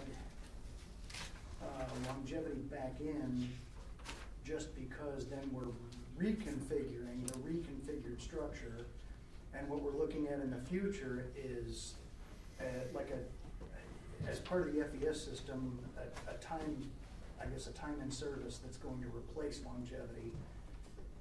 Sheriff's Department is gonna have its own structure within that, ideally, that better fits what you need instead of, cause we're gonna separate, civilian pay grades out. So during that time, I don't know how much reconstructing it is adding longevity like everybody else in the county has, Darren, so I don't get that restructuring, it's adding Right. longevity back to what we used to have, Right, but we took like it out for a everybody in the reason. county does have. It's not, I'm not asking for a huge request here, this is a request that's going to help build, and then if later down the road, if you guys have a better restructure for everybody, then they all get it just the same. I'm just asking for it back. I wasn't the sheriff that asked for that to be taken away like that. And I'm asking for it back. And I think that it's imperative that we get it back. I think it helps. I think it gives some people a goal to look at and go, yes, I can build on it. And I, quite frankly, I think $100 a year across the board for everybody in this county is a joke. But it is something, and it matters. And I think that this matters to people. And to say that that's restructuring everything, it's not restructuring, it's adding longevity in like everybody else in the county has. Curiosity is we control the rest of their salary, but I don't know that we control the rest of your salary. So we can factor that in and adjust it accordingly. And I'm just curious how that plays out. It has been added into the budget, just so you know. Well, it's in there, I agree. It's What yeah, I'm saying I is, added it. we can say, okay, we're gonna give it 3%, 1% cost of living. We don't control that necessarily in yours. No. And I'm not saying it's a big issue, I'm just curious how it plays out. Yeah, if you give the county employees a 3% raise, the merits will not get that. No. I understand, you're based on a different system from the state. Yes. And we understand that. Correct. We're not doing the 3% raise. We have the FES system now. No, I'm not saying that, I'm just saying like, Same. and I understand what you're saying, Darren, about that's not the way that the system, that's not what was requested in 2022. Again, that argument was that we wanted to bring the baseline up, and, you know, 15 qualified employees shows you that you've done that. So, Well, instead, hold on, Jim. Instead of doing that, can we take, if it seems that there's excess DOC stipend money, can we take some of that and increase the stipend amount for each of the deputies? I don't know if there's that Instead much of- more in there. Instead of reinstituting the, if we reinstitute the longevity, our plan is to get rid of that completely and replace it. So what we don't wanna do is put something back into your pay structure that's gonna come out and be completely redone anyway. Well, when- what I will say with that, and my rebuttal to that is no, because it's already, my jail staff feels like they're doing the work, and then here's these other people getting a benefit from it. So all that does, every time you raise that stipend for anybody else other than my jail, I get blowback, and rightly so. They're the ones in there dealing with those inmates and getting, and then they see, okay, well, this employee's getting way more than I'm doing, and I'm doing the work. So I don't want to do that because it's already an issue, and it will be a bigger issue, and I will lose jailers and stuff over that. And so Jail's not getting they stipend. get are. it, but I'm saying, if you're gonna increase the stipend. Well, I'm saying increase it across the board for everybody. Everybody getting the stipend, increase the stipend. Because if we're looking at a $5,900 increase in longevity, 3,000 of that goes to you, that leaves 2,900 is gonna be spread out for everybody else. If we take an additional $6,000-7,000 of the DOC stipend and spread that out among everybody,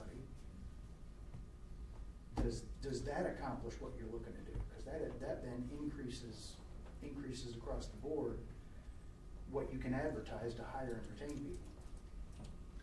How much of your stipend is directed towards the salaries, or is there left over? quite a bit, about $6,000 an officer.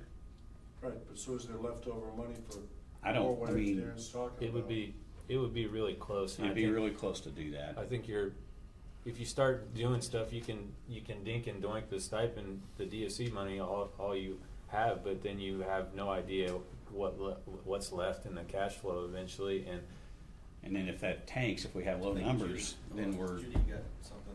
Go ahead. I wanted Turn to, your mic on I want to clarify something for my own mind. When we did so separate from you guys, okay.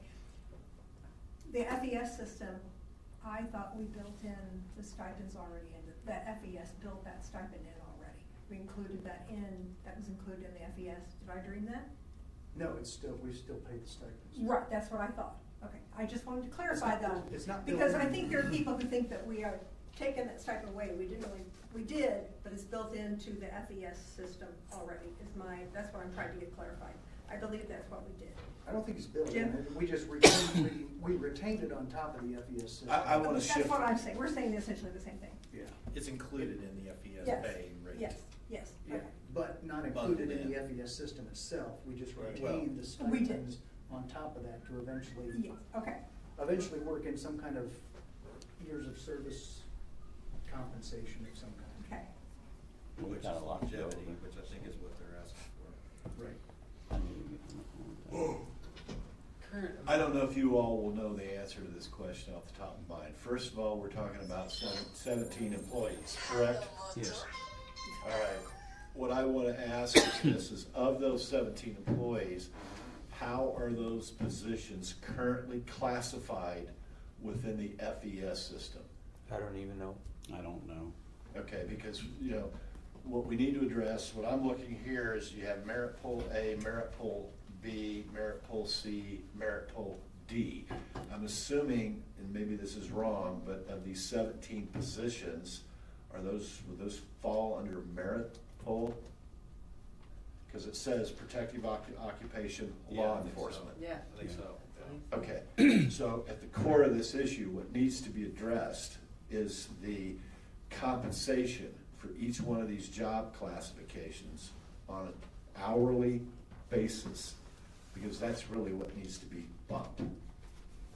That's what needs to be solved.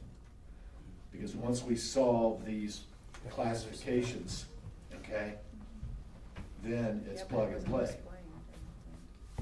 So trying to dance around the issue with this, well, we'll do stipends and we'll do this and we'll do this. I agree. At the end of the day, what the council needs to address is these classifications of these 17 people. That rate needs to be established. Is that for 2027 or is Yeah, Yes. yeah, that needs to be We're still established. working on that. And it cost what it cost. Because I guess what I find offensive with this is that we've got 17 people, and 10 of the 17, have been here less than 5 years.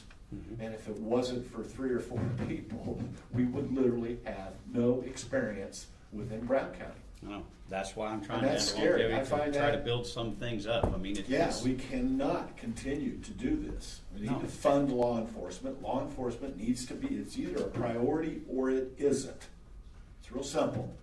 So if we're going to make law enforcement and security within our county a priority, so I don't have to worry about my stuff getting stolen out of my house, right? Or getting shot, or Lord knows what else, then we have got to hang on and we've got to get back to where we get. And furthermore, with regards to compensation for law enforcement, the challenge with it, and you've not brought it up, is you can recruit people, but they can't afford to live here.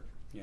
So now of the 17 people, and not to put you on the spot, but of those 17 people, I wonder how many of those people live outside of the county currently. Tell you. 1, 2,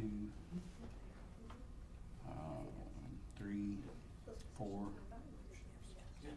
Well, Jim, those positions were evaluated in the FES.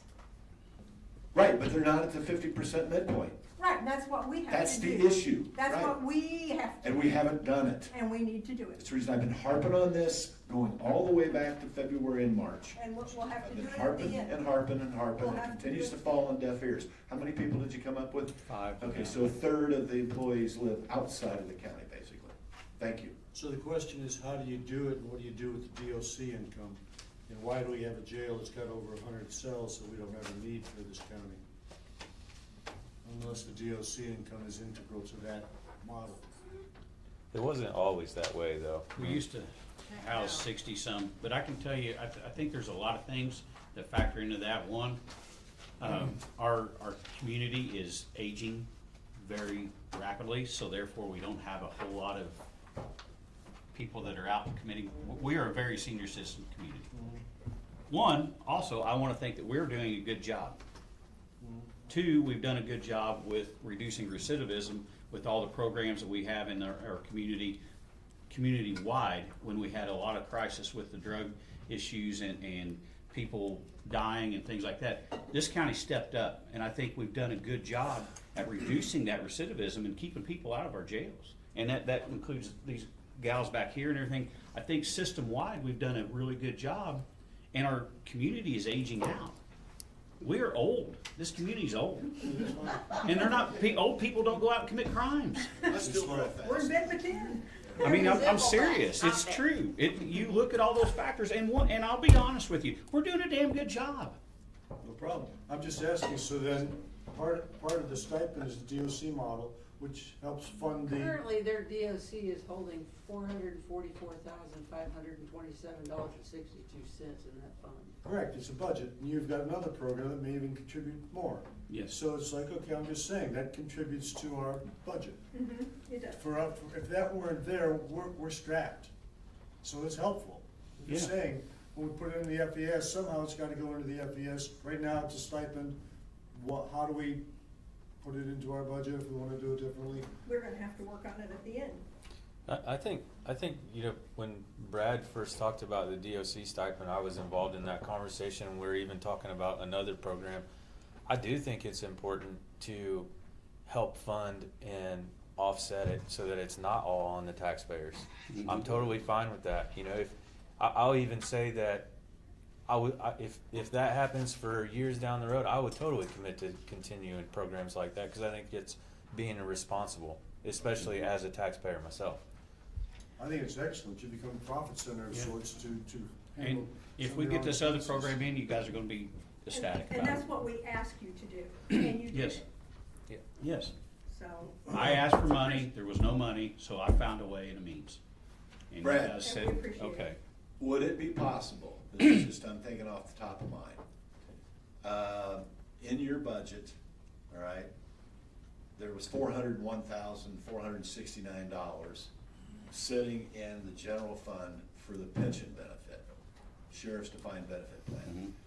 Could the DOC money be used going forward to help offset the cost for the pension? Do you have any restrictions on that DOC money? Or could it be used to offset the purchase of cars? Could it be used to offset the burden on the general fund? It You could with be. me?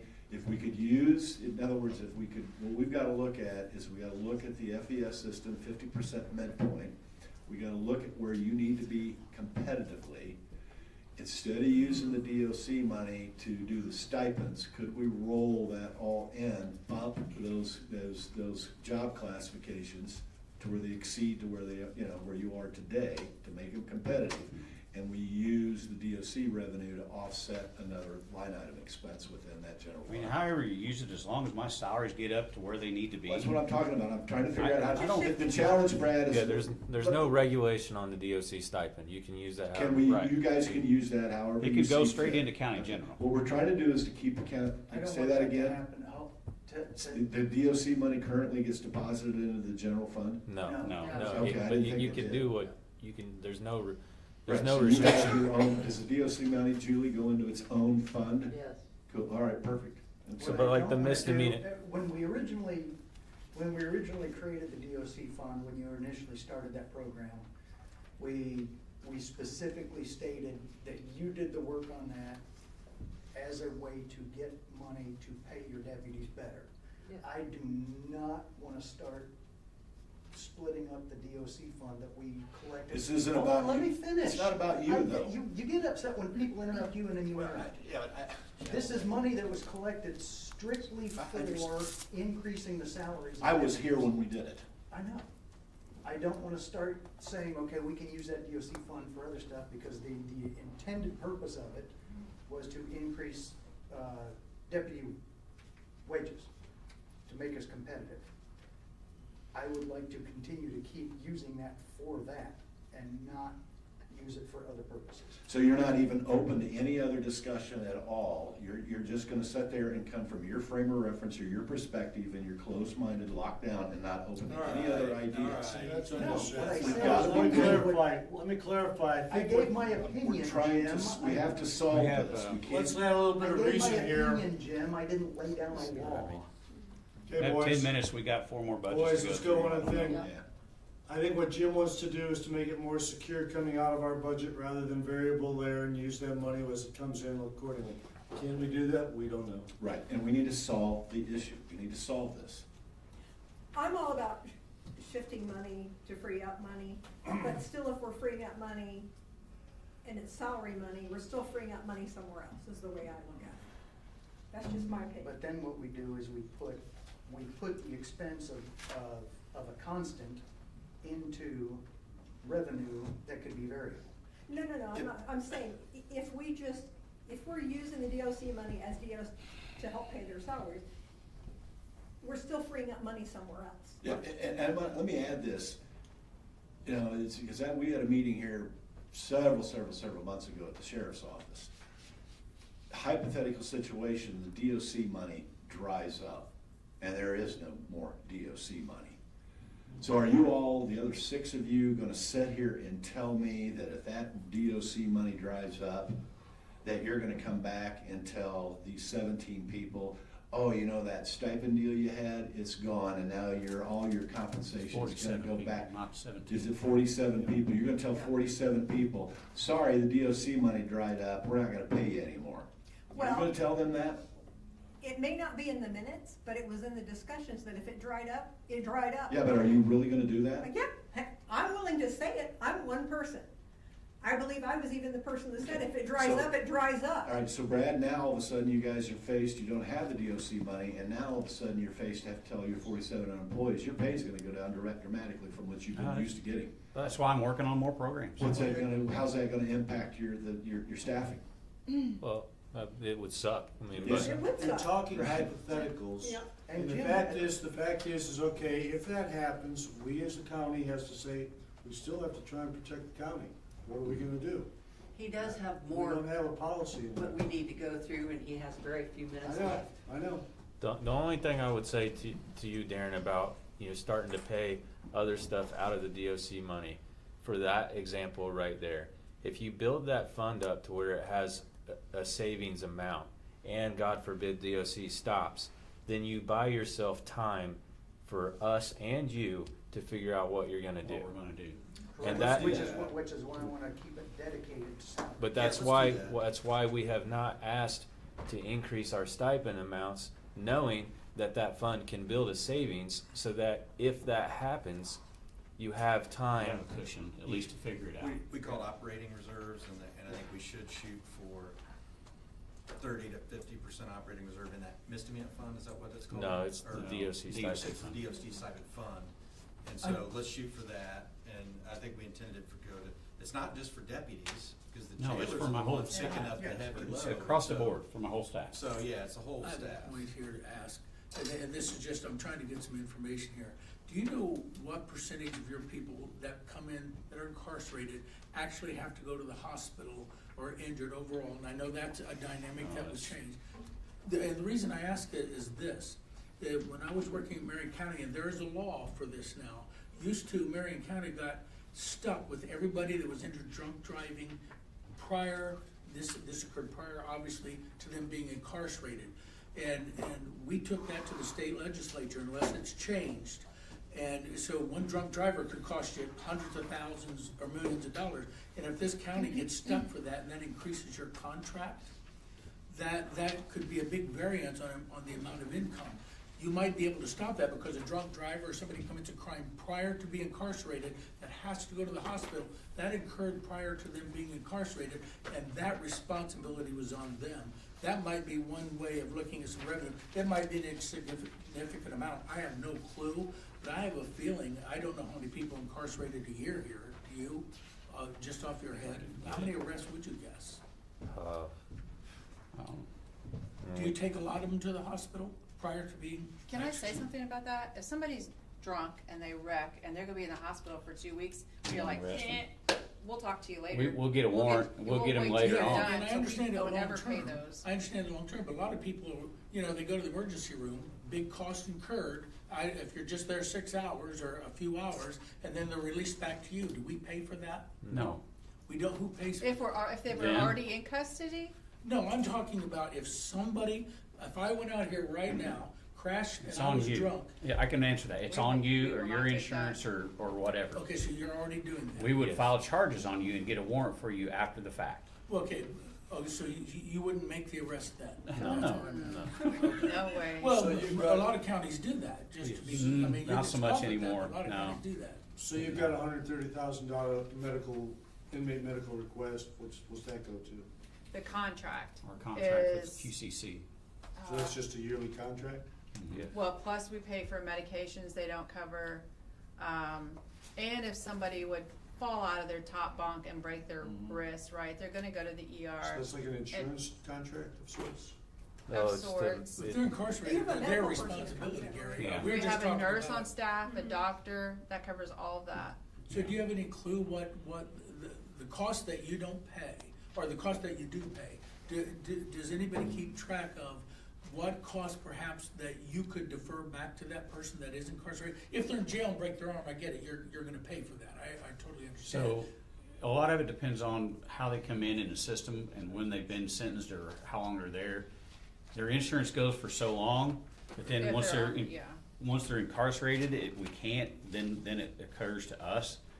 And QCC helps us navigate all that. They, if there's insurance available that the inmate can be billed, then it's billed to the inmate. If So there not, would be then no savings, bottom line. There is There savings, is because we savings. have the No, I'm lot of talking contract. about any new savings that you could find. Probably not. Probably not, that's my question. Yeah. I mean, it's, probably not. this stuff has been gone over so much. We go to conferences, that's one of the reasons we go to conferences, all this stuff, we have, QCC's very good, they work on the billing, they do a lot to try to reduce the bills as much as they can, and Also, out of that medical, one bill, for instance, with, what was it, $8,000 for a shot recently?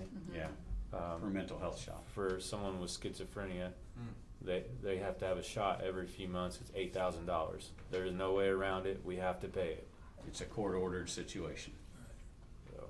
So on the, looking at the FES midpoint comparisons to pay for counties surrounding us and similar to us, if I recall correctly, a lot of our dispatchers and jailers and admin staff are pretty low. Yeah, we're grossly underpaid compared to surrounding counties. And then, just observation, I think you pointed it out, our deputy pay, based on the attraction of candidates is getting closer to the ballpark, right? We're getting closer. We're We're getting not closer, maybe but there we're yet, not where we need to be. but we're getting closer. And so I just want to be very mindful of those, in your words, grossly underpaid staff that are not deputies. And we are too. That That's, they get the attention they need, and we've talked about this on the council, it's those people that are way underpaid that we kind of need to focus Right. on first, because those pays are pretty low. and that's so what I'm we- hoping the you county know, gives everybody a raise this year. Well, and I that's hope they my do. point is, and it's kind of if we can't do everyone, Yeah. You've got, and that's a tough question for you, but would you rather have a little for everyone or a little bit more for the people who really need it the most? I mean, Everybody at our office needs it the most. I don't know how you. I don't know how you break that Because down. we can't get our last dispatch- dispatcher application. We waited 3 months for one application. and that's one of the positions I'm referring to that seems to be It's too been, low. and it's so hard to get anybody very qualified to stay up there. We're going through dispatchers just because the applicants that we do get can't do the job. It's an awful job. It is. It is an awful job. And they It's can't do horrible. it, and we're not paying enough to get people that can go in there and do the job. We had And a, that's my point. If you want people to be able to do the job, and you want to attract candidates, not just in the deputy positions, and in all of those other positions, you gotta do the same there, and it sounds like we're kinda close on the deputy side, closer than these others, and that's my concern, and you're reflecting the reality that that's the case. Mhm. These are too underpaid to attract 15 candidates per Mhm. job. So my focus goes to that as a problem, more so, not that this isn't a problem with deputies, but this seems to be, and you're telling me it is a problem. I think So I'm that- just trying to prep you. I for- think there's two sides of that. Jail and dispatch everywhere, for instance, Bartholomew County is churning jailers out, and they're one of the highest paid in the state. No one wants to do that job. It's just the job. It's No a one wants to terrible do the That's job. the worst, in my opinion, that's the worst job you have. in your- You got the mental health issues that are going on nowadays, and people are throwing poo at you. It's not and you're making $20-some an hour. Yeah. $20 an hour. Yeah, 5 our cents, jailers making that's it. $21 an hour. Jim, the sheet you put together, the one where we had a 90% target at 90% of 2027, that was the total increase of 323,875. What we have on that, is that 90% of the external midpoint? Yeah. Okay. And is that the goal? I mean, I know we talked about this at our work session. Is this kind of a goal, target goal of everybody here? I mean, are we looking at this as? Well, my perspective This is, is what we're aiming we for. as a county, across the board, for all employees, that the county be at 100% of external midpoint. When I bring up external midpoint, so that there's no confusion. What's part of, we can't get into this, Yeah, because well, we're I coming just- up on the it just- time, but. real quick, there's 8 counties, they've looked at all these counties' compensations based off these classifications. And they've gone in and used a calculation called progressive mean to come up with this 50% target. And that's outside, so if we could get to 100% of that 50% target. The challenge is that, you know, to try to do it all at one fell swoop, you're about $1.5 million increase in labor cost. That's the challenge. Okay, now, to that, if we go with the 90% target that we're looking at, Right. we're looking at an increase of total labor, just labor, 323,875 for this year. What that does is the civilian poll and the merit poll, civilian poll A, the jail staff is civilian poll, correct? Yes, civilian poll B. They're not merit poll? Or No. are they merit? Okay. Yeah, so. Okay, so civilian poll A would get an annual increase of $2,300. Civilian poll B would get an annual increase of $2,700. Civilian poll C would get an annual increase of $6,300. Merit poll A would be $2,954, merit poll B would be $2,226. And these are just projections based on what Jim put together. Right. So this is not that, you know, this isn't a promise. Merit poll B would be $2,226. Merit poll C, an increase of $54.34. Merit poll D of $54.50. That's what we're aiming for. We're aiming to get everybody up to where they're supposed to be. Adding back the longevity for a $2,900 benefit for 17 deputies is far less than what we're aiming for. What we're aiming for is going to benefit you far greater than reinstituting But you're not retaining people. longevity, which we're trying to get away from anyway. We're gonna be redoing that, and that's. But how many part of years down what- the road, Darren? That's the thing. A couple. I mean, like I said, what we gotta do is get everybody to. Then this give it point. to us and do away with it in 2 years. But then we're gonna have, where we're going back on something, and I don't wanna push us somewhere where we're gonna have to come back from it, even though it's a total of $2,900. What we're looking at- 5,900. Huh? 59. Well, taking you out of it. Oh, okay. No, I'm saying, He's just not counting. No, sorry. I'm saying that half of it is gonna benefit you, the other half that is spread across the other deputies that you're looking to benefit. Yeah. What we're looking to do is going to be far greater of a benefit than that. And that's what we're trying to do. Am I speaking off base for anybody else? What I'm trying to solve, what I personally have been working on and trying to solve for is, could we in 27 get, and keep in mind these 19 job classifications basically represent, you know, well over 2/3 of the 151 employees, all right?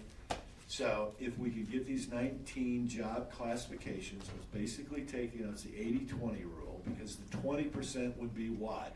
It's gonna be the special occupations and elected officials. So the council will not get any raise, never got a raise, neither will the commissioners. So any elected officials, take them off the table, right? And let's look at the bulk of the employees. And how do we can we in 2027, which is what I would like to see us do, get to 90% of the 50% external number. In 28, get to 95%, and in 29, get to 100% of the external. Now, keep in mind, in that formula, you have to increase 3%. So I've got a 3% cost of living adjustment for 26 and for 27. So I'm taking the 26 salary ordinance that was implemented based off this factory evaluation system, increasing those wages by 3% for 26 and 3% for 27, and then giving those employees, get them to 90%, with the idea that in 28, we bump it 3%, get them to 95, and then in 29, we bump it 3 and get everybody to 100%. Because once we can get to that 100% number, now everybody within the county based off of your job classification, which is the key, are all being treated with equity, to use a term. So when will that occur again? It won't occur until we as a council body address it and make a Okay, decision. so part of the question is the issue is when, and let's assume, I'm just entertaining. 2027 salary. Let's assume you gave it to him now and says it goes away when we finally get our act together up on that. I don't understand your question. You're saying that the FES, if we did it right, is gonna take care of that, you don't need the longevity, right? No, I'm not saying that because I don't know that. But that is somewhat of our objective. Correct. Correct. Right. So. Which is why I'm saying it's hard to make a decision on this right now. Correct, so I'm saying that if we have confidence of sorts, that we could say, well, we could entertain this 5,900, but it goes away when we get our act together on that aspect, whatever that looks like. So in other words, you phase out the 59.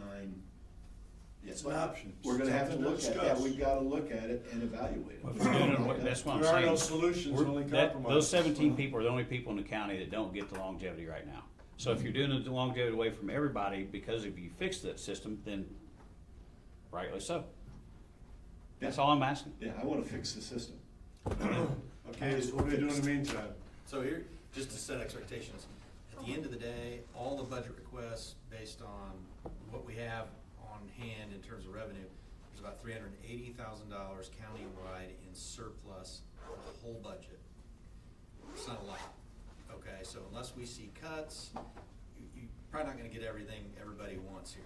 I just don't see it in the numbers yet, unless something changes. So it's gonna be somewhere between $0 and $3,000 a year raise. I mean, we gotta see how this works out. I mean, that's just what the numbers are telling us, so. But yeah, it sounds like your deputies are improving, and then your other staff needs help. And really, it's everybody, but. I think the attraction is improving, Yeah. but the retention is not. Retention is not. We need to make sure the retention is there. That's the Yeah. thing. Like You got all these guys come in, it's that golden ticket. They get the training through us, get the academy. Once they get 3 years on, the state law that they pass, now they're eligible to go anywhere else, and those other counties and agencies state agencies don't have to pay that money back No, because of the state. we get that. I think you got the judge behind you, so we don't wanna slow her down. But what I would say is, can you use the misdemeanor fund to pay longevity? No. You can't, okay. No, And then it's you for can't- jail but stuff you only. could use DOC for that. So there may be something here in the short term that you could compromise and say, hey, we'll bump that up out the DOC fund. Any other questions about us on my budget? Yeah, 35,100 in jail, education and training. Mhm. That was 2,500 in 26. It's doubled to 5,000 in 27 request. Is there a need for that? Yes, they need training. We can't. We've already trainings are burned all through it. Expensive. Yeah, I understand that. Is that because you've lost some of the training deputies? But that's for the jail. That's for the jail. I Yeah, have there to was send another jailers. one in the sheriff.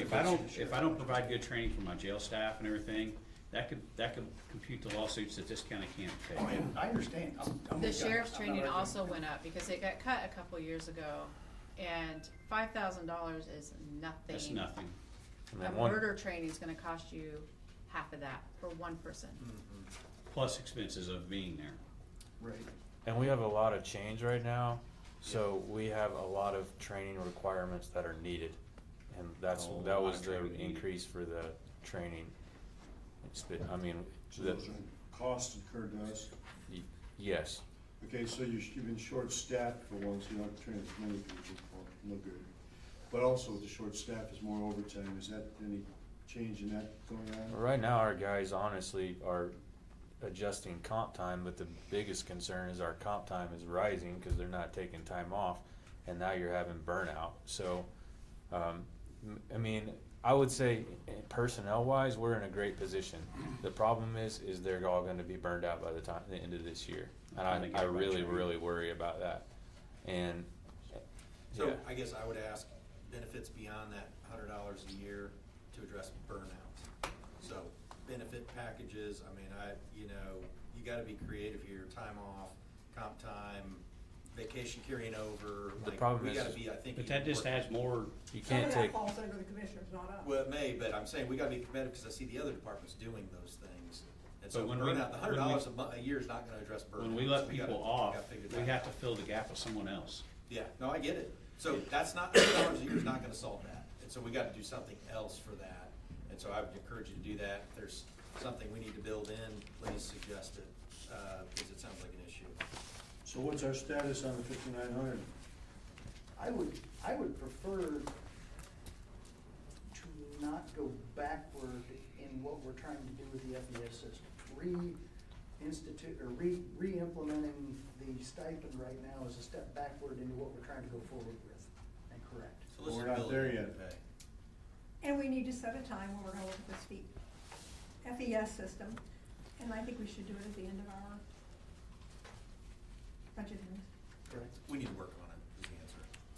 Well, some of the reality is perks provide a good, perks such as that can provide a good stimulus to the people for motivation. And it isn't unsurmountable to pursue it at this point.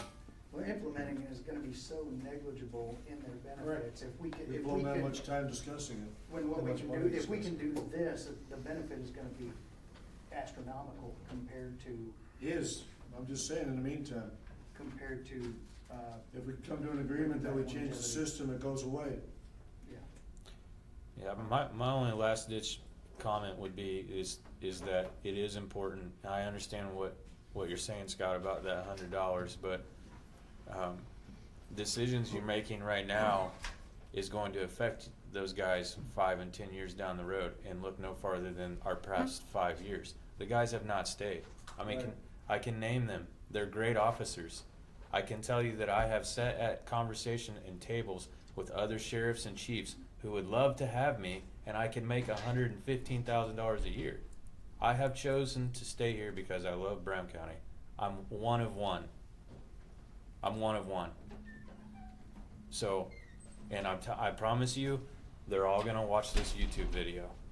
It will happen. I hope they do. Yeah. And I'm not saying that. I'm just saying those decisions you make are affecting 5 and 10 years down the road, and I live here. I want good law enforcement, and I know you guys do too. So do we. And I just wanna say, Darren, I understand you're wanting to do this, but I've heard wanting to do from this No, county we are council for active. We are- years and years and years and years, and it never gets right. We are, with the reason we implemented the FES system as imperfect as it was is because one of the things I said is if we wait for it to be perfect, we're not going to implement it. I wanna get it implemented and then get it to where it needs to be. If we waited, and the same thing, I've sat here and watched all kinds of great aspirations come, and this is what we're gonna do, this is what, we implemented the FES system, we have that. Now it's on us to get it to where it should be. And that's what we're working on. We've got a, 3-year goal on getting that to where, like Jim said, by 2030.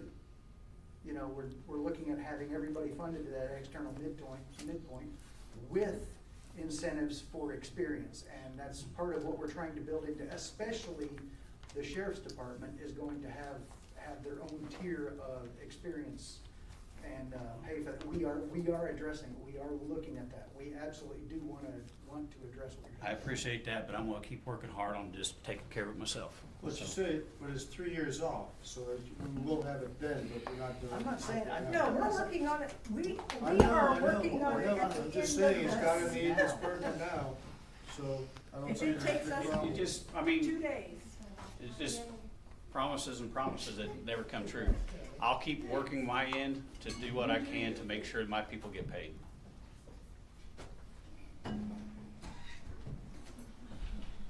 Hey. Well, good morning. Welcome.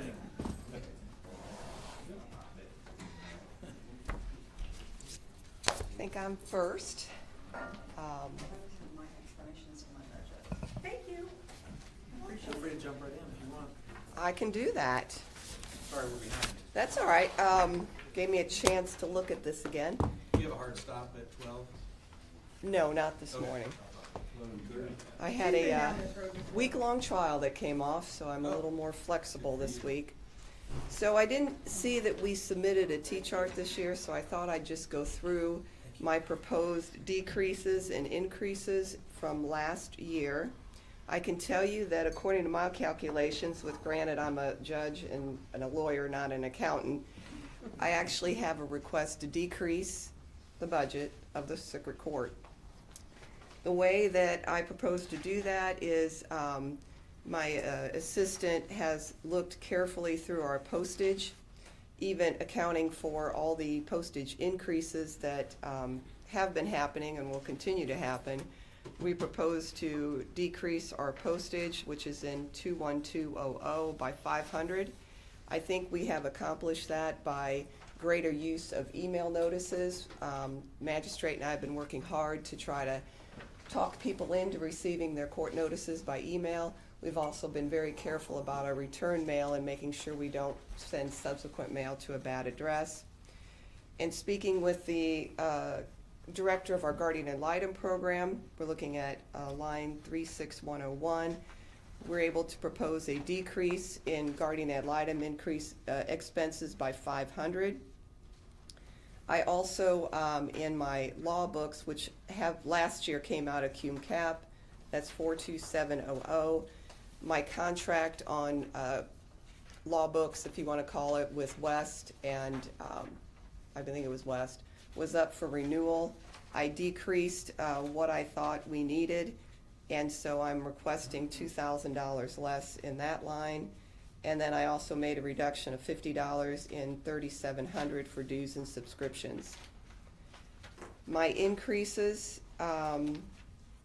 in line 32,400, I'm asking for an increase in juror meals by 200. In 3,500, professional services, the Maximus account, which is our tracking system for 4D expenses, that contract went up by $100 a year. I remind you that that service, the court pays about $5,800 a year for that service, and through that service, we recoup $15,000 to $18,000 per year into the county general fund. I think I've told you before, I'm not interested in renewing that contract when it comes up next time, but the county can do so if it chooses using incentive money from the 4D project. Under 35,200, repair and maintenance, the contract for our BIS recording system is going up by $111, and therefore I'll need more to cover that system that is the system that records all of our court proceedings as required by rule and law. So that is a summary of what I have. I'm open to any questions. And I may be looking at the wrong thing. Did I miss here, if you said law books, you didn't increase or you did increase? I decreased by 2,000. Okay, because I show on here requested 0. Now, Well, okay, law this is books what and then happened, Q QCAP. cap. Okay, all right. So I thank want you. to include that because I don't want you to forget about my copier, Okay. my law books, and what was the other thing that's included in there?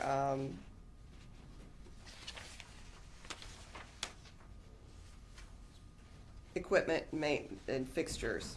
Yes. So all of that got diverted to a different funding source Okay, last year, so, but as I said, I wanted to make sure that that did not get forgotten. okay, all right. So, I guess, you said that law books came out of cum cap or are still in cum cap? They're still in Q As cap. of last year, that was the issue that I came before you because all of a sudden it disappeared from my budget Yeah. and it got placed in the other budget, so I needed to know why, and I was satisfied by that answer as long as it's getting paid. Does anybody see law books in your cum cap budget? I see it zeroed out in That's the it. Reedy book.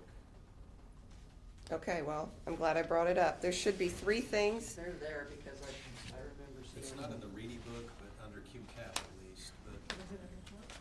The 3 things that got switched were in my, were the furnitures and fixture, office equipment, which I think is my, the office equipment, the Toshiba copier lease, and law books. Should all, I think, is what got Got what? placed instead of in the court budget, in the cum cap budget last year. Oh, last year. Last Last year year. it's in there, but this year I'm not Right, seeing it. so if Is we that- can, okay. I don't have any control over what's in the cum cap budget, but I request that those matters be put in that budget. So you did talk with those powers that be? I have not, I just made an assumption, which I know is very dangerous, but I put them in, I mean, they're in my budget. They're in my budget, but on a separate page. How much you want? If you look at my budget, the last page, I submitted the regular court budget, and then I submitted circuit court through cum cap for 2027 as a separate signed document. Well, it says, okay, I'm finding it on Julie's book, law books at 2,000. Yes. But it's not on the Reedy piece, and then the other one was equipment and, It's under my, It actually should be on Reedy's. yeah, it should be the, so office equipment and fixtures is at 1,200, if that's for you. no. Lease agreements, what were the three in Q? They are in there under their department, so there's several different departments added into cum cap. Hers is under Department 0323, so Julie, it should be there in your numbers, That's in my numbers. yeah. It's in the, Here. That's right didn't get there. forgot. Thank you. Good, thanks. So you're, again, the three that you The had. three that I believe are furniture and fixtures, office equipment and fixtures, lease agreement, and law books. How much is your lease agreement? That is 1,300. Okay, this is, 1,300. It's only $4,600. Yes. Yeah. You know, I just want to make sure it gets paid. I got it. Yeah. Good. Yeah, absolutely. As long as it's there. It's They're in there. Did you find them? Found all of them? What page? They're in there, they're in there. What page are they on? I don't have them numbered by page. Okay. I went to the back one, I went to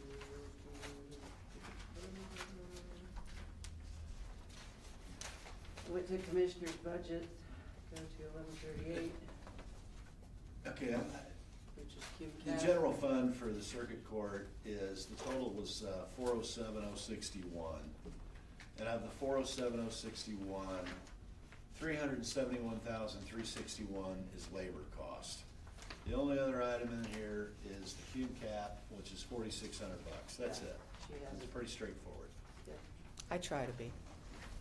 Yeah, but we just wanna make sure that it's accounted for somewhere. It's on the Yeah, I form. wanna make sure you get It paid. is accounted for. So is it accounted for or not? It I don't is see the lease accounted for, agreements, yes. You Okay. comfortable with that, Judge? You comfortable with our statement that it's accounted for? I'll be coming back if it's not. You know can say, that. Are we- YouTube said. Okay, we got it?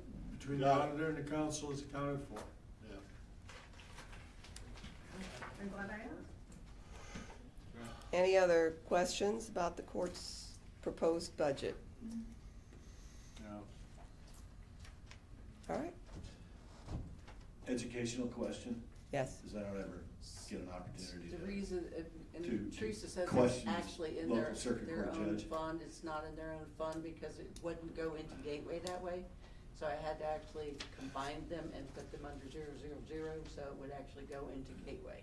Okay. Yes, sir. So Because it I've got is you. in there, it is just added together with other, and it's like lease agreements. That I don't have today. When you look at your activity level rolling through the court system, because we just had the sheriff deputies up here, we got the prosecuting attorney sitting back there, then it flows to your court.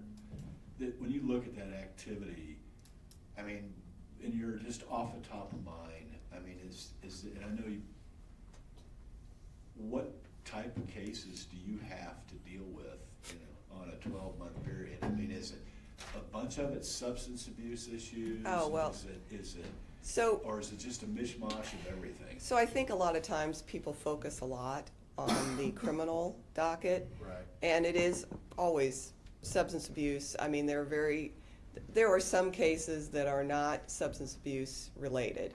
However, I would say the vast majority have either alcohol or drugs as some component. Your domestics occur a lot of times because somebody's using substance, not all the time. Right. Certainly the ones that are directly under the substance abuse offense statutes. Then you see it in thefts and other matters. But I think what a lot of people forget, the CHINS docket as well, the Child in Need of Services docket, is heavily influenced by substance abuse. But you got to remember, we are one court. So it's all the small claims, it's all the estates, it's all the trusts, it's all the people in traffic accidents, the torts, it's all the plenaries. I handle every single kind of case that comes before the court, the family law, everything. So if you look at the actual numbers of cases filed, the civil docket is just as busy as the criminal docket. And I think that it is easy to focus on the court's criminal docket, but my days are filled with, I do mainly criminal Mondays and Tuesdays. The rest of the week, I do juveniles on Wednesdays generally, but I've got protective orders and everything else in the mix for all those other dates and times. And then as far as just the caseload on average, on a rolling 30-day period, how many cases do you? It varies. 60, 100? Oh, at least. At least? For that amount of time? Oh, yeah. Just an ongoing. Oh, yeah. rolling- Yeah, I mean, So you got 100 cases in the air at any one given time? 100 for what? For everything, all in, civil and criminal. both. Per week or per? No, just on an average, on a 30-day, if you take an 18-month period, the caseload, you're gonna have these open cases, because eventually those cases close. Yeah. Right, and then they're gone. I can give you my court statistics, and they're available online, and you're Is that gonna right? find is a lot more than that pending and active. So that is public information? Yes, if you Oh, go is it? on to the Supreme Court, the Indiana Office of Court Services court statistics, you can look by county. Oh, can you? And it'll actually give you a pie graph of the percentage of civil as opposed to criminal ordinance violations, Oh, the whole thing? the whole thing, and you can look at the actual Okay. numbers. We have to do quarterly reporting, Okay, and so those statistics are available to the public. okay, thank you. Got a question, just the overall general, both departments, is there anything coming down the pike that could possibly change, increase, decrease our budget that you know of? Change the dynamics of what's going on such it'll affect our budget, your budget? No, the biggest thing we've had is the 2 years ago when they doubled the jury pay. Okay, That hurt Yeah. a lot. I don't know of anything else that would have that significant of an impact. okay, we just wanted to get trending, what's going. I don't know of anything. Okay. All right. All right, Thank you, Judge. thank you. Probation. You're free to head back if you want. I need to sit with, they're my employees and they're a part of my court, so I have to be here. All we asked for was, actually, the probation officer salaries did not change from last year. This is our second year in a row, we haven't Yeah, that's gotten 91% of the budget, so that's increases. it, yeah. So all of our increases are only just for longevity. And then, but I did ask for a new line item for overtime. And I've got $5,000 as a request for that. Because it just happens, like our juvenile officer got really, really busy this year. We're gonna have to pay her out some comp time hours, so. What was that being paid out of previously? Well, actually, the last time we did it, I think I had some funds, I had some old drug and alcohol funds that we used, and from a program that we no longer have. Okay. This time, just to address that, I'd hoped to be before you on the 20th, but I had to defer that because I had to go to a funeral. One of our public defenders passed away. What we're proposing is a payout of the overtime using part probation fees and part of my salary that I have, not salary, pays for the part-time security officer. I've not had to use that service as much, and I think I can give wiggle room on that to do that. That's, I think, going to be on the agenda for August for your regular meeting. Yeah. So we are trying to do that without an impact to the county budget. We appreciate that, because I know the county commissioners are looking at some overtime issues, and those are some things that we need to discuss as well. Right. So. And I think that's why we are asking for an overtime line, so that way it's already anticipated in the budget and out of county general, and that reverts back if we don't have to utilize that. So that way we can be prepared and not have to come to the county council when we get to that point. It's already factored in. And one of the things that was brought up was, if we have to pay for somebody to pay them out, like overtime, vacation time, those kinds of things, let's just say, because they're going to a new job, you might not be able to hire anybody until we become equal again. Correct. Those are, I mean, we haven't voted on that, but that is something we talked about in our last meeting, we've talked about in the PAC. So just giving people who bring this subject up, and we may want to bring it up, those are things that we need to look at, because it really eats us up when people do that. And we appreciate you looking at other sources too. Not eats us up emotionally. Not emotionally, financially, right. Yeah. I don't know, some of the stuff emotionally. Is 5,000 gonna be enough? I think so. So the ask that the judge was speaking about, that we were going to be on the county council agenda for this past month, but will be in hopefully in August. It was to pay out, I believe, 110 comp hours, and that equated to, I believe, $3,100 roughly. And that is accumulated basically over the last 2 years. So we want to be prepared that if we have to pay that out, should someone depart from our department, or that we have a situation where, like, this summer has been really busy in the juvenile world, and that it's almost been unavoidable at times to utilize that comp time that is earned. So we want to be prepared in the future, and that way it's factored in, and we're not having to come and ask for that. And so I think 5,000 annually would be sufficient. Okay. And yes, I'm giving you a verbal that you are on the agenda for our regular August meeting. Looking forward to it. Yeah. It's toward the end of the agenda, but we may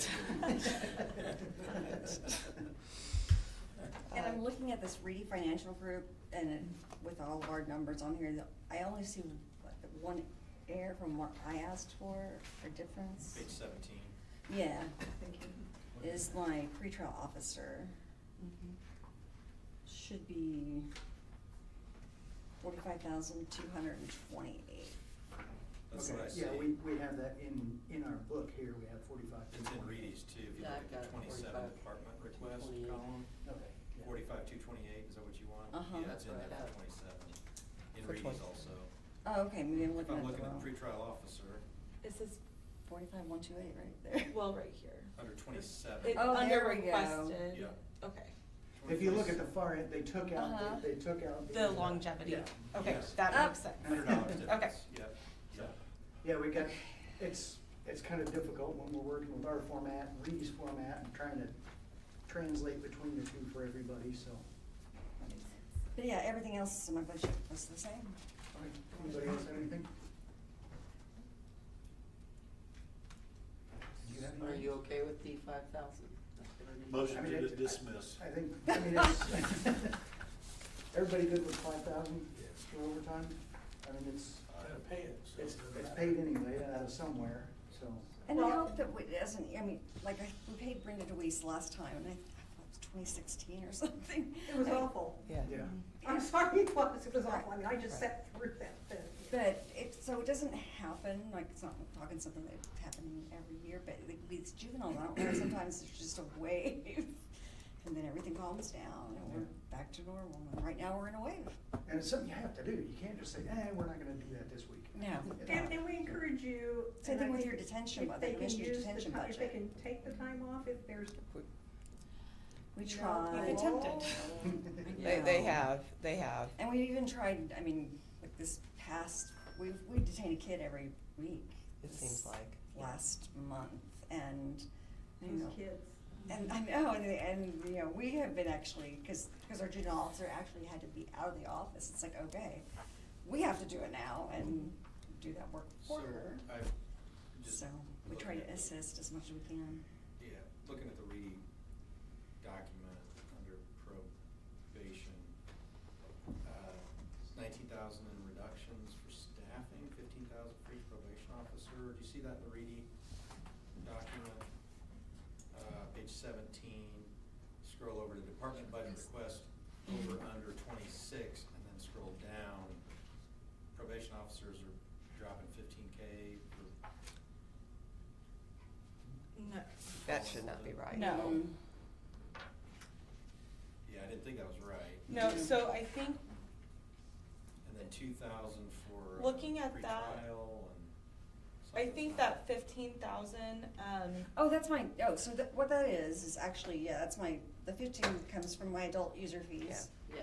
So, yeah, that's, for both the chief probation officer and the adult probation officer, and then the 2,000 is for the comes from the juvenile user. user fees for So the juvenile probation. It's just being paid not out of county general, is that what you're referring Yeah. to? It's being paid Well, by I think user what- fees. Yeah, but what this is saying is it's less than last year coming out of the county general. No. 15,000 less, 15,000 less, 2,000 less than last year. Is what that No, means. no, that's not what that That's means. what this is saying. Well, that's not, no, because last year, the request and what was approved for like the chief probation officer out of county general was 74,228. Oh, that's And then the difference. 15,000 was paid out of adult Well, user fees. Hold on, this is saying 89,000 was approved in 26 for the. Total chief salary. probation. That's total. That's salary. the total. And what they're saying, the 27 request is 74. So No, if it you- isn't. Yes. The total Add request is, 15,000 to it, With Scott. 15,000 coming out of adult Yes. user fees. yes, so the total So request for like That's the, different, but out of Yes. a different general. Yes. Gotcha. A different Okay, fund. Gotcha, I just wanna make Yes. sure we're not. No, I try to take some of our user fees, and if we make that money, we can use that for some of our salaries. So it usually Yeah, ends that up makes being about sense. 15 Good, so that's counted for, okay. grand for 2 adult officers each, and then for juveniles just getting bumped up, so Yeah. 2,000. On the sheets we printed out, it looks like 26 adopted budget includes that in probation and also accounts for it in adult user fees. What?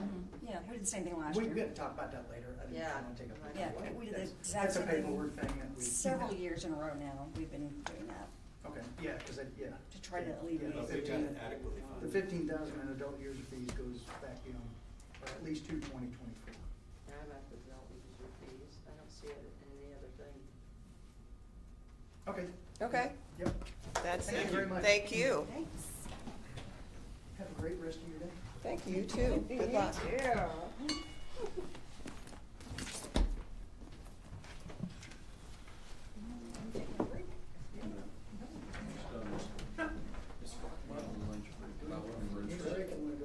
By yourself.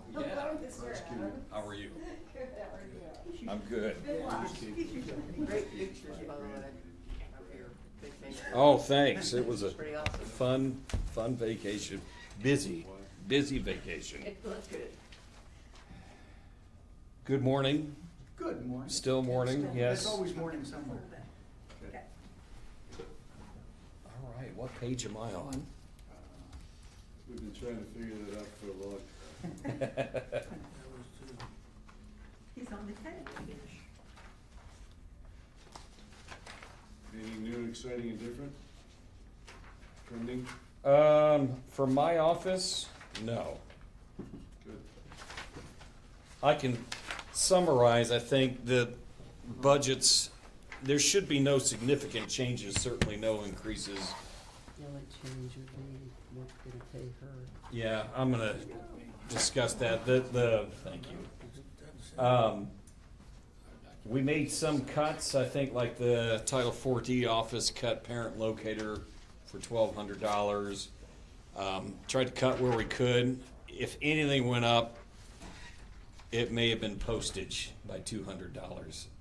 I hate to say this because I hate filling them out, but those T-charts are helpful to us, and it would allow me, but I'm just going off memory right now. Would you like us to bring those back? No, I mean, no, I'm not advocating that at all. Okay. I'd probably get shot by 30 different department heads if I Well, you're not the advocated that. you're not the only one to said that they had a benefit. Yeah. The main change, and we've got some new folks on the council, but the main change you may recall is that we are allowing Fund 8312, the Victim Advocate Grant, to lapse and bringing her into just a normal, if you remember, that was a match type grant, just bringing her into a normal employee status. And that's Jill Seward. Did we get all that cleared up, Julie? No, we haven't yet, but we will. Yeah. So that's still running in the arrears, in the negative? I've got a list to bring before the council to, things that need shored up. Okay. And then that's moving to the general fund? Yeah, that, if you recall, and I've submitted budgets for 8312 and I think 9400, which was the investigator. Investigator, when he retired, if you recall, I just didn't fill that position. I still submit a budget where it's this zero. Yep, and then 8312, this year's budget, I submitted to zero, and I brought Ms. Seward into, which one is it? 0009. Yeah. Ted, can I, real quick, I need some education. There's the IVD. fund. 4D, as we call it, yep. There's IVD 1,665, then there's this infraction deferral, 2,400. Yep. And then there's this pre-trial diversion, 2,539. Is that all separate revenue streams? Yep, so Coming into your office, specifically for your office? Yep, the deferral and the diversion are user-generated funds. I'm trying to log into my computer. I'm not checking my phone. That's all right. They are user-generated funds, so that's basically how we fund the operation of our office, is through user-generated funds. Those are funds generated from traffic deferral, which you pay a little extra money to avoid a traffic ticket going on your record if you qualify for it. Some of that goes to, I think, the clerk. Some of it goes to the sheriff. We get a chunk of that. And so that's a revenue stream that we have. And then the diversion stream is a pretrial diversion program, which are for low-level first-time offenders like a possession of marijuana. They can do they agree to stay out of trouble for so much time. They might have to do some community service, maybe some counseling. And then after 6 months, if they've done those terms and they've paid their fee, we dismiss the charge. Those are user-generated funds that we use for the operation of the office. So I am going to set up a meeting with the auditor in September to make sure our funds are good, because those aren't county funds. They can't be returned to the county. They need to stay in that account. The IVD fund? The 4D fund is the Title 4D. And that is what do they call that? A reimbursement fund. And I want to say like 66 cents of every dollar spent is reimbursed by the federal government. Okay. So we're a fairly cheap office for the county between user funds and federal funds. Basically, the three folks, now that we've brought Jill Seward into, Miss Parman and Miss Price, I mean, you basically pay their salaries.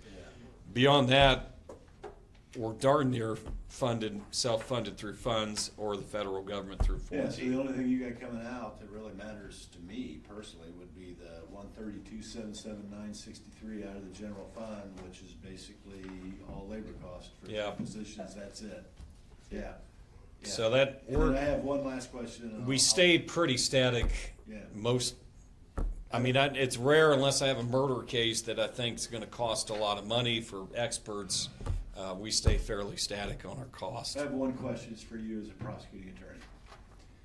Of you finding yourself in a position to where you have to look at your budget and determine whether or not you can afford to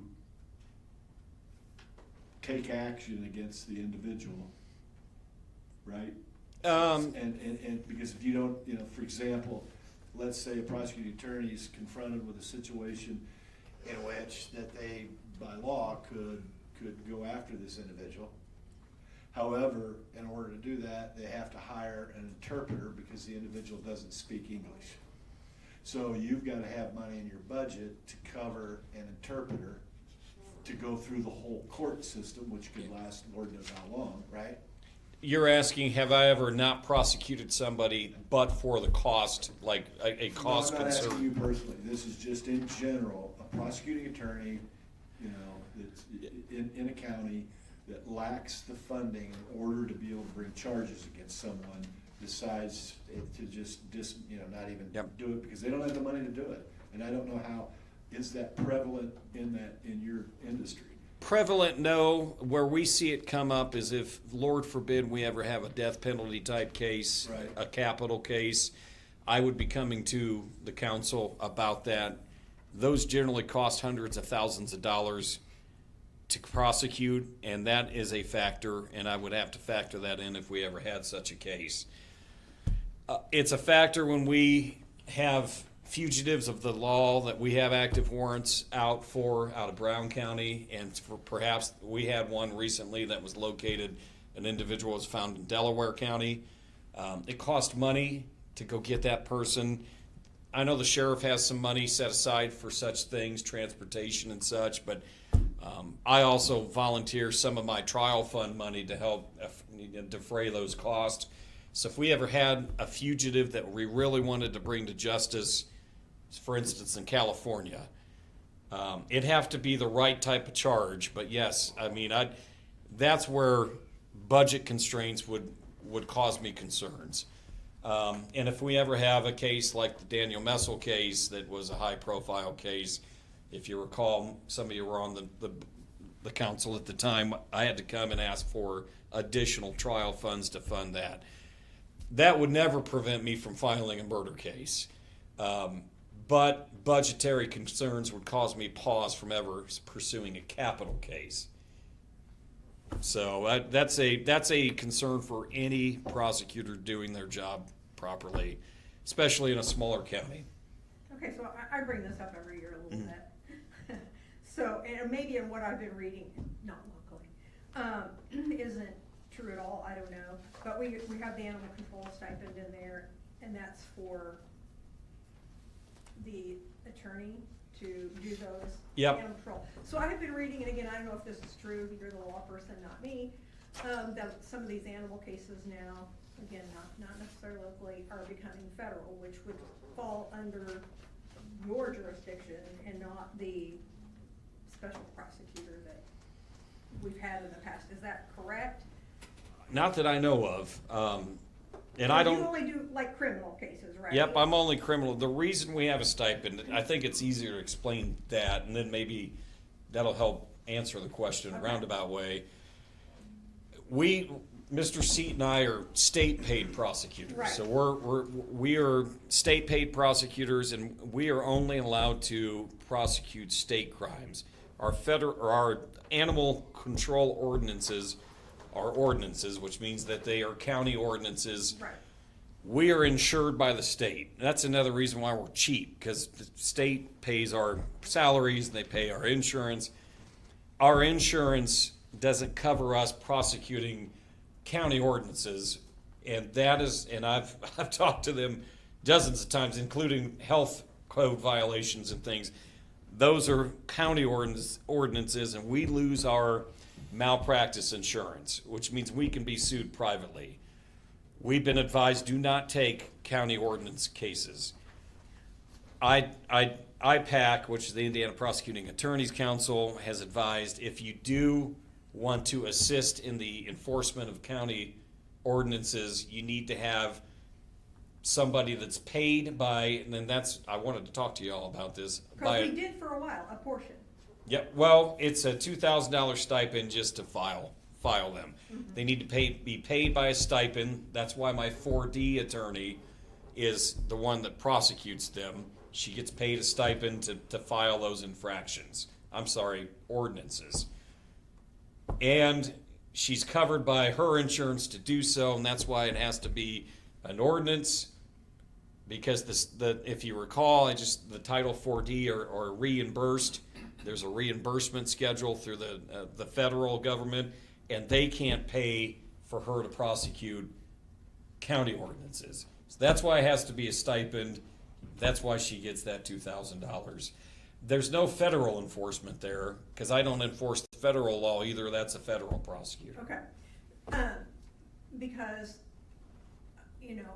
I've had some discussion with our attorney, council attorney, who said, that she's evidently the county attorney in Jackson County, and that she takes care of those cases. So, The county attorney?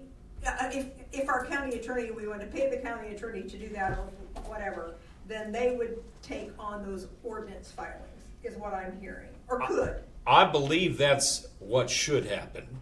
The county attorney should prosecute the county ordinances. Okay. The town attorney should prosecute town ordinances. Okay. We have it set up for Miss Morrison to prosecute only the animal violations, the ordinances. But I'm sure she'd be just as happy that the county attorney would handle that. She was, I think, trying to help out. Okay. But I believe the county attorney should and would be totally protected under that county attorney's malpractice plan. Now, I've got it worked out so Ms. Morrison can. That's not set in stone. I don't think she cares to do it, but she's happy to do it to assist the county. How many of those cases does she? I don't know, and I don't even know if at the time when we set that up, we were hoping that the fees generated would cover her $2,000 stipend, but I should have asked her. I don't know how many she has. It's not very many. And it wouldn't be just animal But they are control, headaches. Right? It wouldn't be just animal control. It could be anything that's governed by an ordinance, whether it's a planning and zoning violation, a health code violation. Exactly. Those kinds of things. And I think that we seriously need to look at that situation. I would as agree. council and as the commissioners, because I know you're all listening. Yep. I would agree that a discussion with the county attorney on enforcement of county ordinances would be wise. Okay.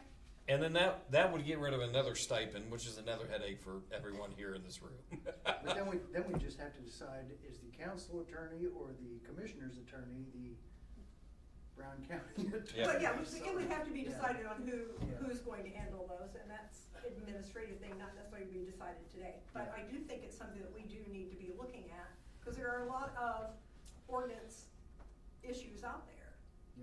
Yeah. And many I don't even know are being enforced, and there should be because there's not an attorney that I can't do it without malpractice, because those are the ugly ones that people get sued on. Absolutely. And I wouldn't drive a car without insurance. I'm not going to practice law without insurance. I would never ask you. And it took us years to iron that out, to finally, for me to understand and grasp the concept of why my insurance prevented me from doing it, because I would like to help out. I would like to have some teeth in our enforcement, but I'm just not, my insurance is not equipped to handle it, and so I can't handle it. Right. So, yes. Well, I wanted to bring this to light again and a little more clear. So I appreciate your explanation, and I think it's something that we definitely have to discuss. And since we're on the topic of stipends, I had read that you guys are getting rid of stipends. If you recall, I eliminated another position and brought it into my office coordinator's position, and she does both jobs now. Yep. She gets paid a stipend to do that out of my user fees, that are user generated fees. I don't even know if I want to call it a stipend anymore, but that's important for her because I've eliminated that position. Has her job description been updated with?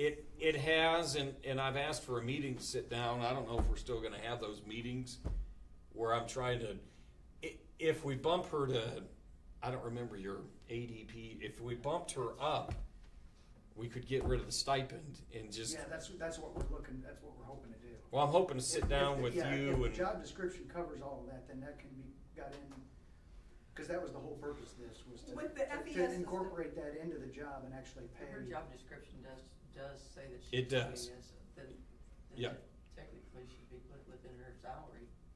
Yeah. So it'll need to go before WIS and the FES system Yeah. and that whole thing. But in the future, if there needs to be something looked at once a year, we're gonna be looking at those as a committee and decide, well, just because they've had one little change, that doesn't necessarily mean it's gonna go toward, to WIS and whoever, and before us, and them to factor a higher salary. So Yeah, just FYI.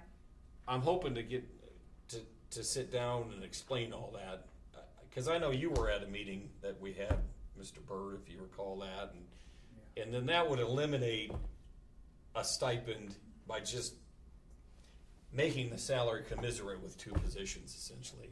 A full-time and a part-time position. So will I have an opportunity to do that? If we're getting rid of stipends, is that what I'm hearing, or? Yeah, what's she at right now? Do you know offhand? I don't know offhand, Okay. but. Do we have a Is this- three-person committee we're gonna have work on that, or are we gonna go through WIS, or how are we gonna go We about named the that? committee for What do we pay once her a out year of? for submission.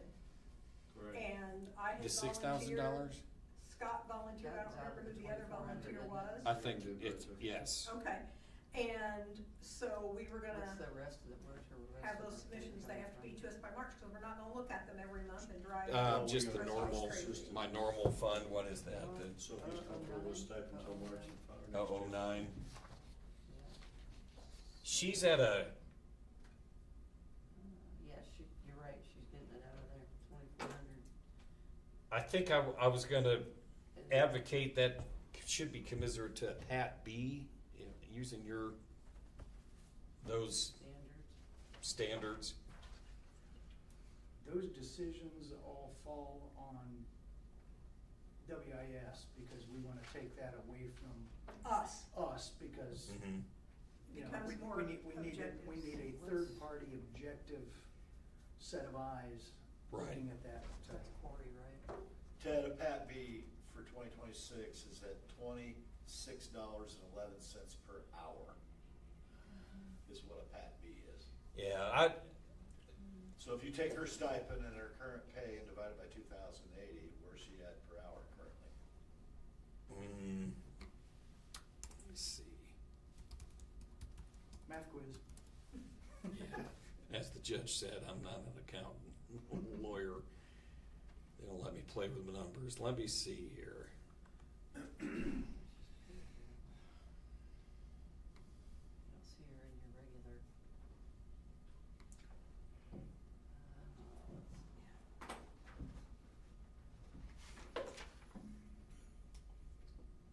It's out of the 665.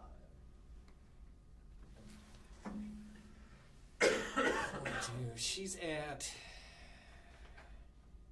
I'm gonna estimate here, 49-ish. Per hour? No, grand. I'm looking at salary, so I gotta divide that by So 20. 49,000 divided by 2,000 is 23.56 an hour. That's with her stipend. Yes. So that's with the So 6,000. actually, if she's classified as a Pat B, her income will increase significantly, and she will no longer need that stipend. Yes, that's what I'm saying. Then we could, So the issue is having the committee submit the new job description to the committee, so they can make a decision, send it to WIS, disinterested third party, to score the job description, to substantiate, determine that it is in fact a Pat B. okay. Because when they come back from there, and if she's a Pat B, then based on 2026, she's at $26.11. Okay. Well, that's what I need to happen. That way, I'm worried that when we did the stipend, I think it was Mr. Rudd or maybe Mr. Bird asked the proper question, which is, you're combining two positions now, but what happens if she leaves, the next person can't handle it? That hardwires it into the job description. Yes, it It then, can be changed, we can redo the job. If you ever separate it, yeah, it would require more work of separating the job descriptions. well, I just It love could be- hardwiring and requiring a college education. She's college educated, and take care of it now, and then I can just not even pretend that position even ever exists. It's just gone. Keep them combined Yep, permanently. and then that way, whoever fills it next will know what's expected of him or her. That's my goal, and then that gets rid of a stipend. But I view that as part of a contract that we kind of had when we did it in the first place, because she undertook those additional tasks for the extra stipend to get rid of the position, to not fill the position.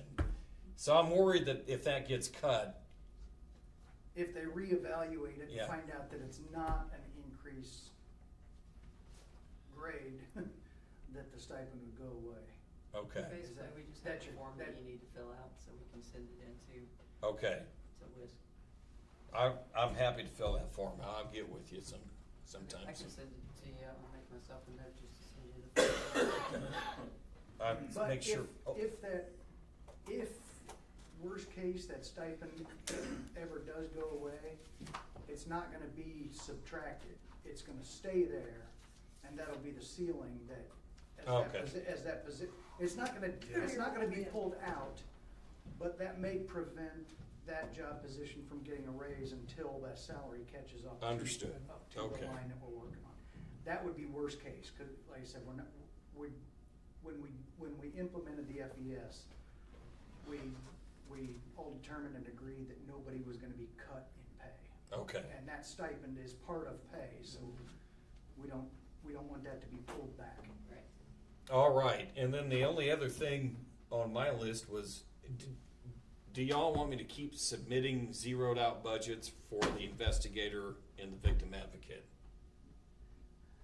Are you ever gonna, Redo them. I'm never going to bother with those grants again, based on what has gone on. They are not worth the money. They're being cut, constantly being cut. You cannot zero in on what kind of money we're gonna get from them, and they continually to cut them anyway, so less and less money is coming from them, and it's not worth the accounting headache that we have been incurring. I would motion that we get rid of those two, out of sight, out of mind, get them zeroed out really as quickly as we can, and then be done with it and just move forward. That one is- Don't ever bring it up again. Okay, I would love that. That's where I'm at with it. The investigator grant's been zeroed out for years, Yeah. but I keep submitting budgets because it's there, but to let you know it's at zero. The 8312 that we've got a zero out. Yeah.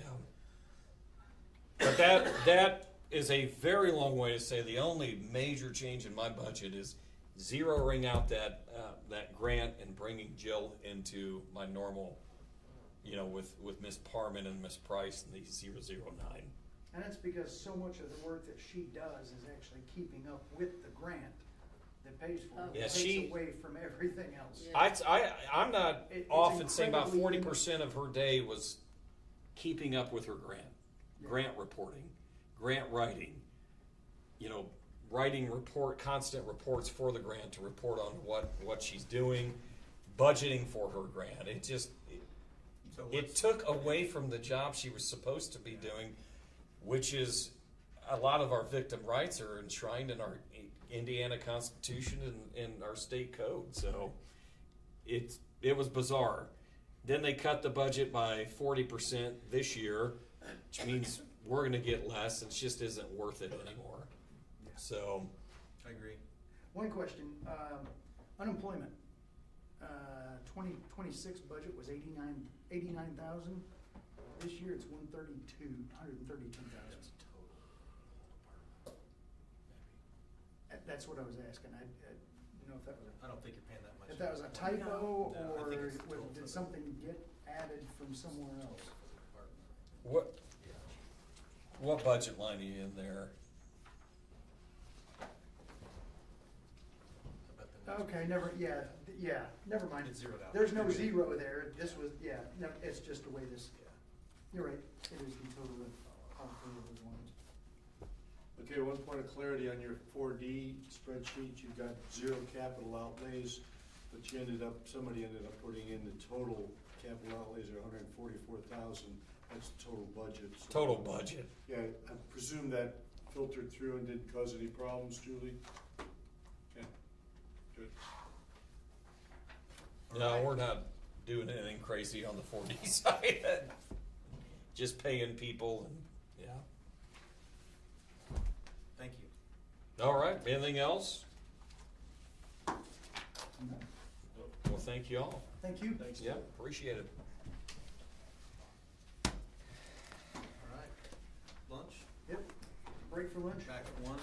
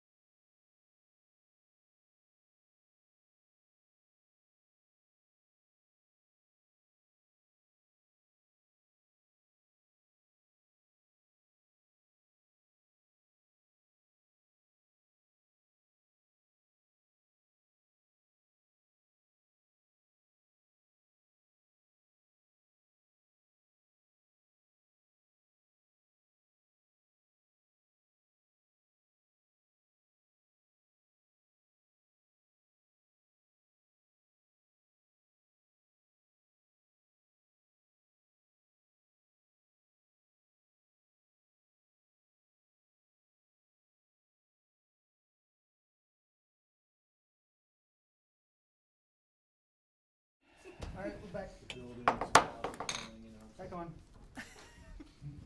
Okay, name, rank, serial number. You may smack him. You repeat after You're me. closer. Raise your right hand and repeat after me. You have the right to remain silent. Anything you say can get you to court. Not repeating what you say. Thank you.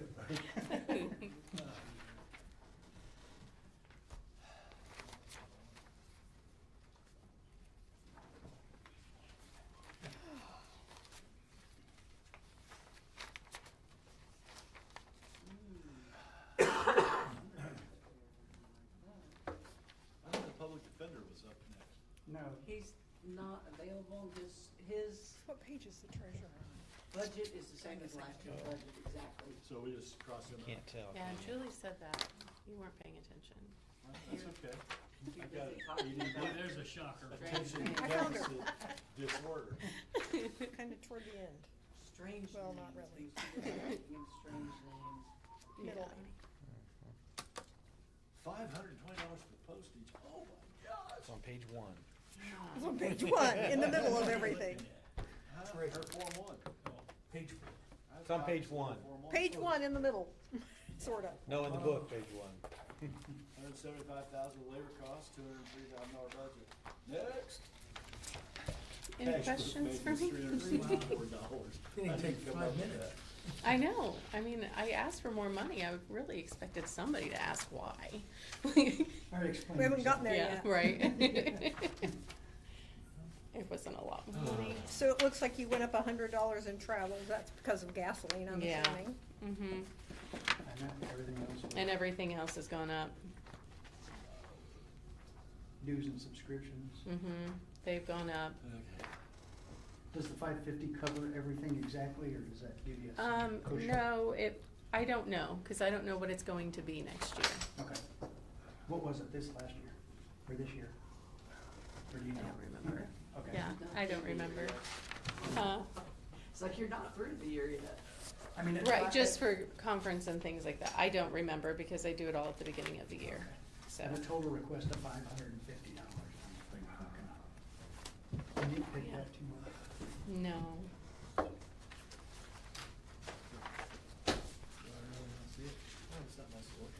Do you have anything for us, or? No, I don't I got a think so. question. Anybody have anything? Yeah. Now, there's a 5% salary increase in there, do you know that? I did Yeah, ask it's for been- that. Yeah, it's been, Okay, so we're passing those for been a while. everybody? No. no. We're ignoring any salary increase. Last year I asked for 3% and my two employees got more than 3%, so Yeah, if that's what that, you happened. know. Yeah. We are implementing the salary. Yes. The salary. It's after lunch. The factor in evaluation system, and whatever that's going to work out to be is what it'll be. And we're not gonna know until the end. Right. And maybe even after the end. So away, I know so. elected officials weren't part of that last year. Are they going to be part of that this year? Because I know it brings Those my are special. chief deputy up to, I mean, not exactly what I make, but not far from what I make. Those are special exceptions, I think is what we call them. I forget, that's probably Special the. occupations. Special occupations, so Actually, I we think have to the- look I at think those the kind of elect- separately. The electeds were all counted as the exec. Weren't they part of the exec A and exec I B? don't think so.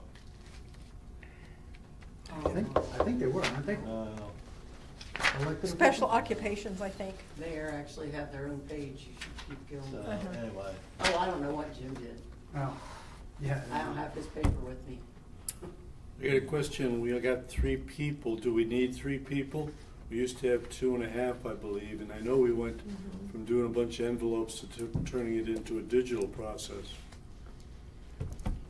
Doing a bunch of envelopes too. Are you Where am talking I about seeing? innkeepers? tax, yeah. Yeah. Yeah, that's just a fraction of what that person does.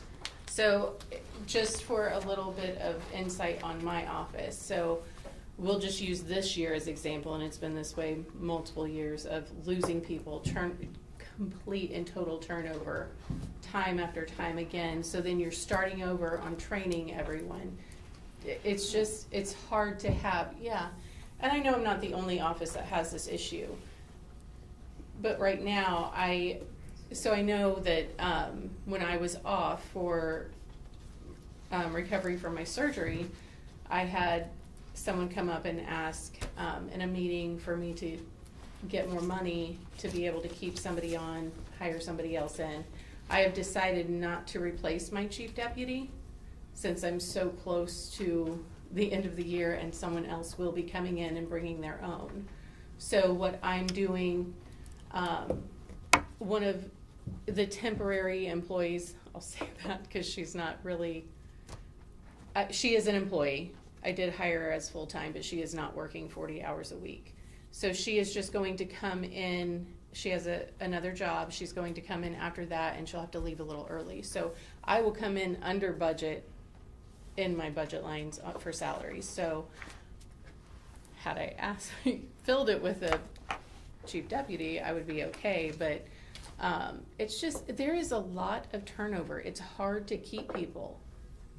I mean, just We for discussed whatever that at reason. lunch. We Yeah, actually I mean, had it's- this discussion at lunch, that it's a national thing right now. Yeah. Where people are just, they have no allegiance to anywhere. No. And even the big companies are showing that they're having, people leave after 5 or 6 years. Yeah. They- So cutting it down to less people in the office is not going to make it any better. So I have a There are new less people employee. leaving. Or more, because you may have people walking out because they just are done. Like, I mean, I'm gone to conference next week. I have a new employee who's been there 2.5 weeks, so she's just getting her feet wet, and she's going to be left alone to run the office, to close the office and everything. And that's a concern of mine. I mean, if she makes mistakes, I can more than likely fix it when I get back. But I mean, she's doing a good job, but you just never know what she's going to run into because she's been there 2.5 weeks. So not everything has come through the door. Yeah, but we're not in the two peaks of tax season, so it shouldn't be excessively demanding at least, but knowledge base will be an issue. And hopefully she Says can you, give you, but and do hopefully you- she can yeah. give you a call. But, Yes. I mean, you may not be able to Yes. call her back immediately, I get Right. that. Right. So, I mean, is it ideal? No. Would I want to leave someone in that situation? No, I don't, because I don't think that's good leadership. I'm doing my best to get her trained so she feels comfortable. Well, that's because you have two people. Normally you have 2.5, and so there'd be another person or 3. And so, right, normally. I'm the third. Normally there'd be a second person there, Yes. even if you were out. Yes. In this But at this case. point, I would have 2 new employees. Because, Because you're not hiring your first deputy, I Yes. understand that, yeah. yeah. But I mean, if you can get along for 5 months without the first deputy, why do they need 3 people next year? I'm getting along without my chief deputy Because of you. because of me. You put somebody else in there next year, not you specifically, but if somebody else goes in there as a new treasurer and they don't know anything about that office, and they bring in a new chief deputy that knows nothing about that office, and you give them a part-time person, they're gonna be in for a world of hurt. That's a lot of job to learn. What's gonna happen? It's gonna be a mess. Who's running for that position? Who's on the It's ballot? gonna be no one. nobody on the It's ballot. It's somebody. gonna be a- I It's gonna be a have 2 caucus. years left. It's They're a gonna caucus someone kind in. of situation. Oh, that's right, because you got 'Cause I have 2 years left on my That's term. why they need to caucus somebody in with, Yeah, Mary Smith would be the Yeah, best I know, option. there's one yeah, that- they need to caucus somebody in with experience. I mean, Yeah. if it's Mary, she knows that job. Mary knows the job. Yeah, Extremely well. yeah. Yeah. I mean, she was before me and she did a good job. I mean, you can look at her audits, they were always good, and she would be the best fit. But as far as who she would bring as her chief deputy, I don't know. So, Well, maybe I'll do it. I don't think she's gonna get any good. No, I don't think so. AJ would be best as recorder. Absolutely. Yes, he would. So, I mean, I don't know. He truly would. He's good at his job. So, So the reason you There's my can't go answer to back that. to 2.5 is because of turnover.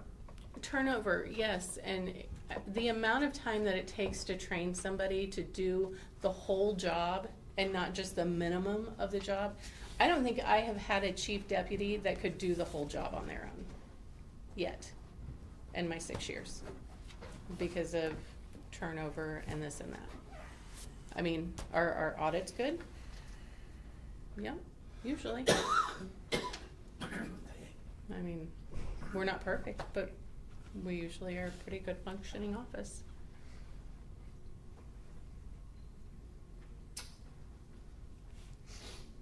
So it would hurt the office. And I'm not gonna be in there, so it's not going to affect me, but whoever is coming in, it would affect them, and it would hurt them. Which ultimately affects the whole Mhm. processes that happen downstairs. Yeah, I mean, that is where all of your money goes, Mhm. in that office. Every single penny. Comes there and then it's dispersed Mhm. out to. By the auditor's Uh-huh. office, but we But you disperse it verify. to them and then they do it, yeah. So, are we as busy as the auditor's office? No. But do we handle as much money? Yep, we do. We have the actual funds, You handle money. all the money. All the money, every bit of it. Investments and everything. Yeah. So, Okay. We'll take it into consideration. okay. Well, thanks. Good luck, guys. Thank you. Thank you. I hope the rest are so quick. Hey Julie, do you expect yours to take a lot of time?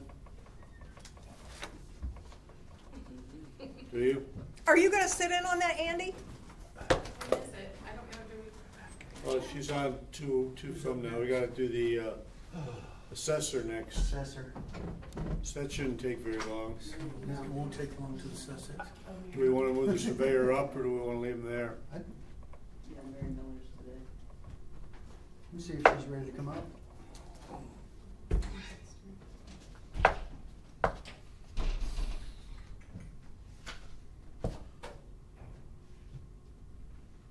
Mary Miller's number. You think it'll take a half hour, Julie? 4, You?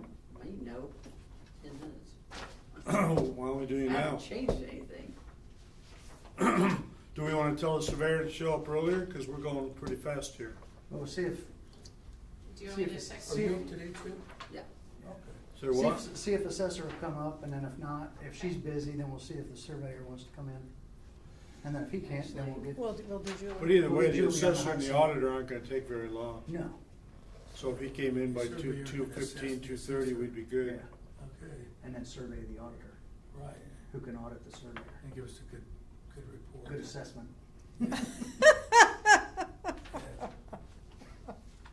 Hey, we gotta have humor somehow in these meetings.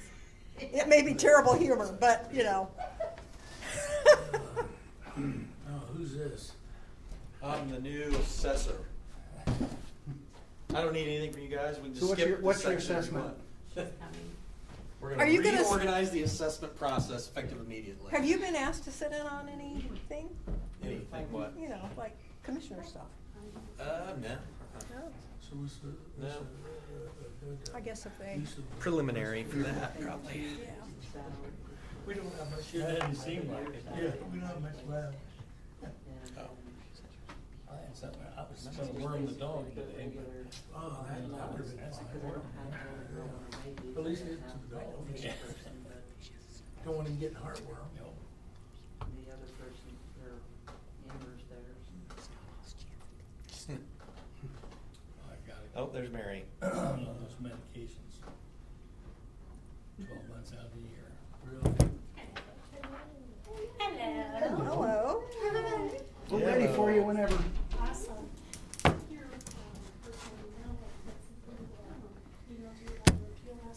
Oh, okay. Yeah, I don't check that ever.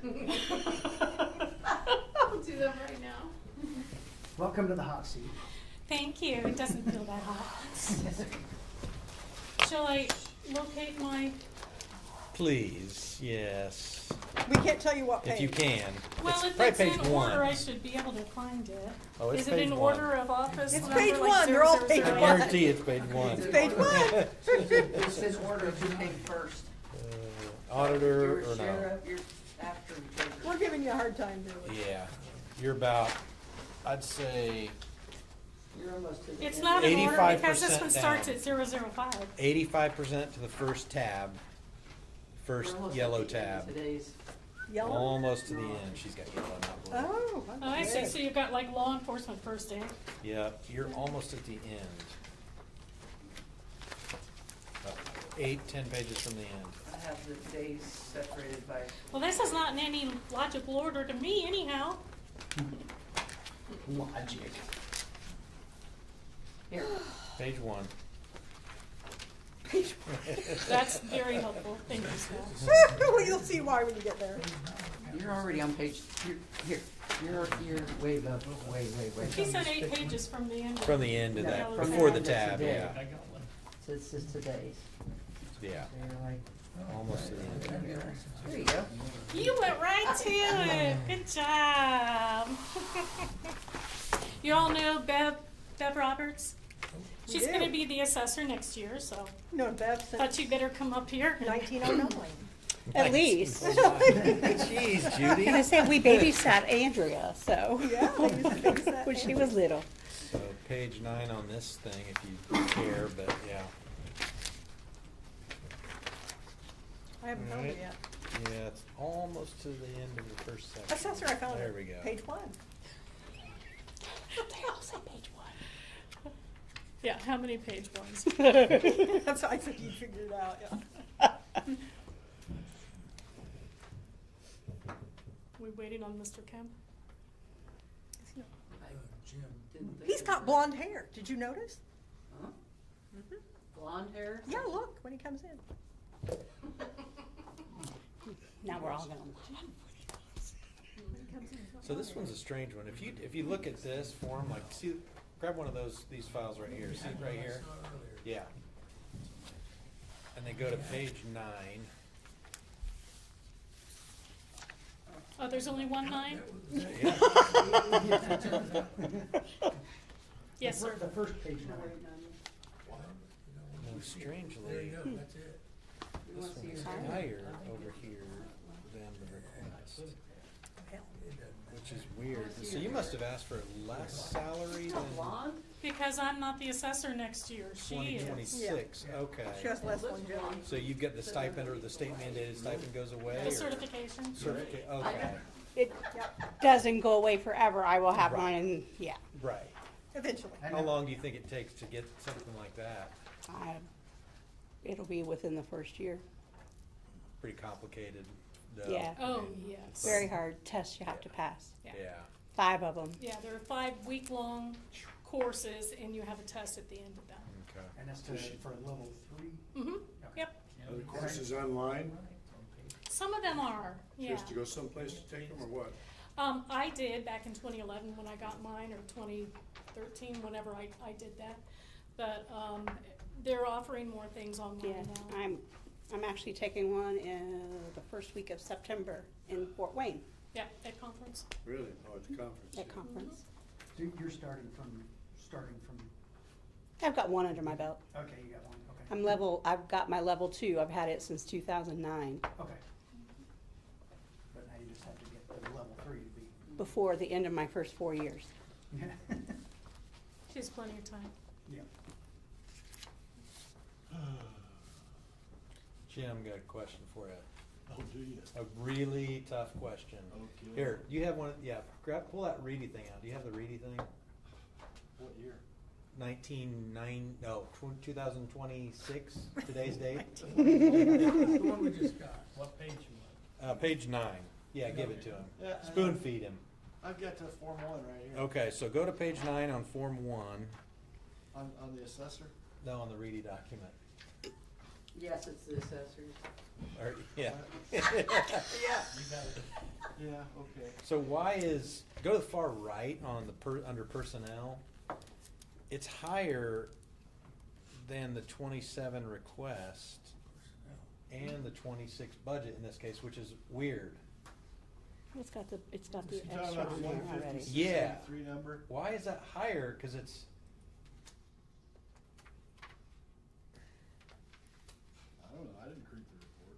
it's only 4,400 I guess less. you get what you pay for, huh?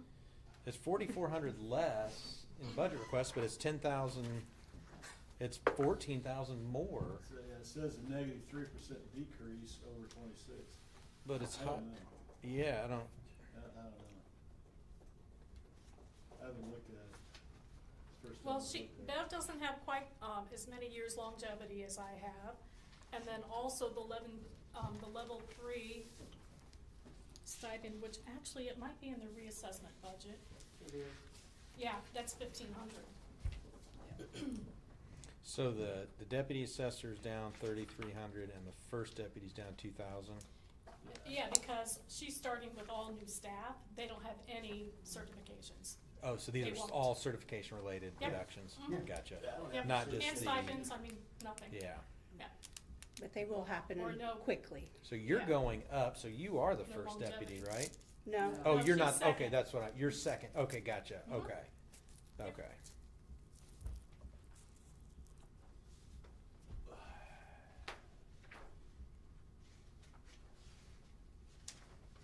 So your new staff, will they be coming in with any longevity, or you don't know yet? They will not have any longevity, Okay. at least the one I know about right now. Okay. Fair. Because somebody might come out of the woodwork, you never know. You never know. Well, what questions should I be asking that I'm not asking? Think of something. You got any questions I should be asking? I haven't. Okay. I can't think of any. It's pretty straightforward. Yeah.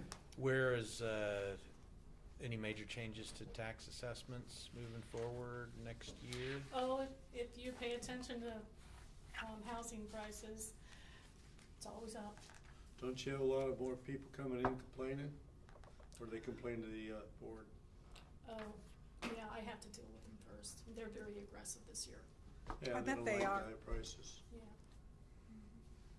I don't like it. I mean, I don't like the assessing system. That's why I'm done. I Yeah, can't it's deal not with your, it anymore. it's not the personal. No, effort. I don't create the laws. You don't create those, you have to deal with the state and federal government and whoever to tell you what you need to do. Yep. I thought the assessment was based on comps. No, not really. It's No. not?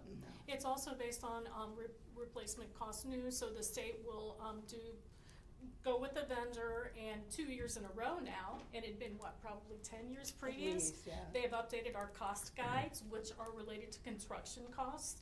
Okay. So, people have been hit 2 years in a 2 row. years in a row. At 30%. Yeah.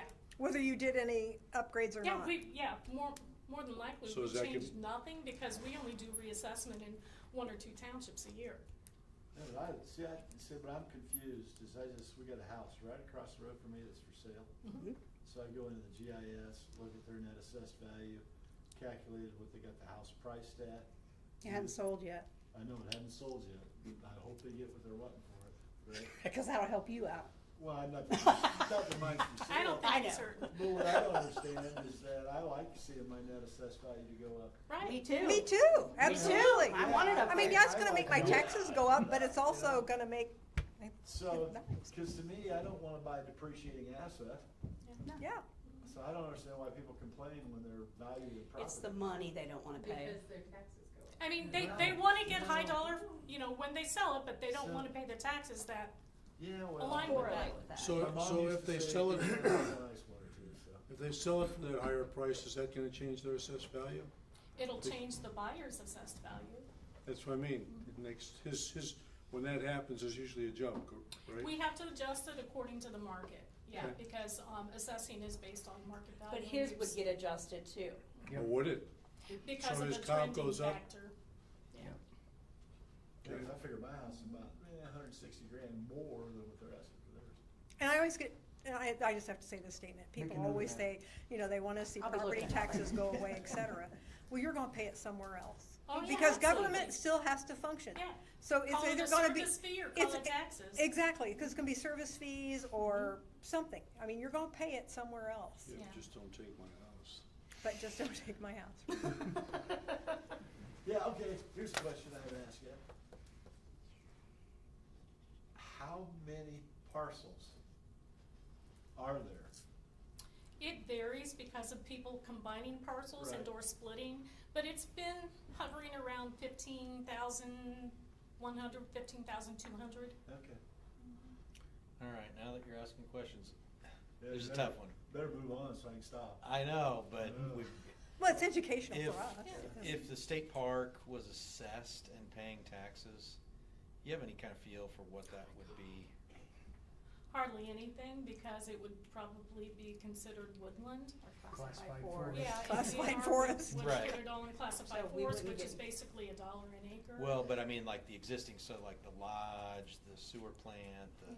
offices, the cabins, the, Since we've never assessed that, I'm not gonna Yeah. go on record with you Yeah. an estimate. so it probably wouldn't be little, that, you know, it's a large Oh, no. hotel, it'd be a lot, right? Yeah. I mean, Hey, yeah. Scott. Yeah. Hey, Scott, what if we got rid of the state park and build a Tipton Lakes there instead? I thought you were gonna say something worse. Do you think state laws are gonna greatly influence property taxes and all that in the near future? They try to every year. Yeah. They make our job more difficult every year. Cause I see in the news, I'm sure you've seen all that with the governor and getting rid of some property taxes. Yeah. It's gotta come from somewhere else. That's okay. I hope they figured that out. I hope so too. Now, apparently, it's been in the news a lot or on Facebook or something that senior citizens are supposed to have their taxes like either frozen or completely gone away. We get so many phone calls about that, and so does the auditor's office. It's like, no, that's not true. It's not in the state of Indiana. I don't know where it might be. I said the governor is looking for more deductions or exemptions or relief for elder, I'm getting there, taxpayers in the Already there. future. For us. So, 65 and over, I mean, I yeah, heard that on he's gonna work on WIBC, that. by the way. Okay, And you can trust everything here on WWC. Oh, I know, but that's where you're getting it from. okay. Oh, and Facebook has it And all the Facebook, they're time. really- And there probably are states that maybe do that, but, Yeah. yeah. Yeah, Indiana's not one. No. Yeah. Personally, I don't like the idea of singling out any group of people and saying, you don't know, and I'm approaching the age where I would be affected by the 65 and over, and I still don't like it, just because I don't like singling people out and saying, well, you're exempt from it, everybody else, you're gonna cover their cost. Except for veterans. And It's even high if- time that they I'm- get that. I'm also a I veteran. and Especially disabled veterans. I agree, I Yeah. agree. Also coming from the point of veteran, I just, Yeah. I don't like, I just don't. Scott, we didn't give you permission. I don't like giving leeway to a certain group of people and making everybody else cover that cost. I just think I really think I better apply. we owe taxes, we all just need to owe taxes. But maybe, just maybe their thought is if they bought a home when they were in their 30s or whatever, they've been Yeah, paying and yeah. contributing to society, in taxes for 30-odd years, and they deserve a break. Yeah. I don't know where they're coming from. I think that's what it is, I mean, I understand where they're coming from on it, but. I'm just a little brown county boy, And I'm one of those people, I've been paying, but I don't feel like I use these services, I drive the roads, grandkids go to school, my children went to school, I still should be contributing. That's just me.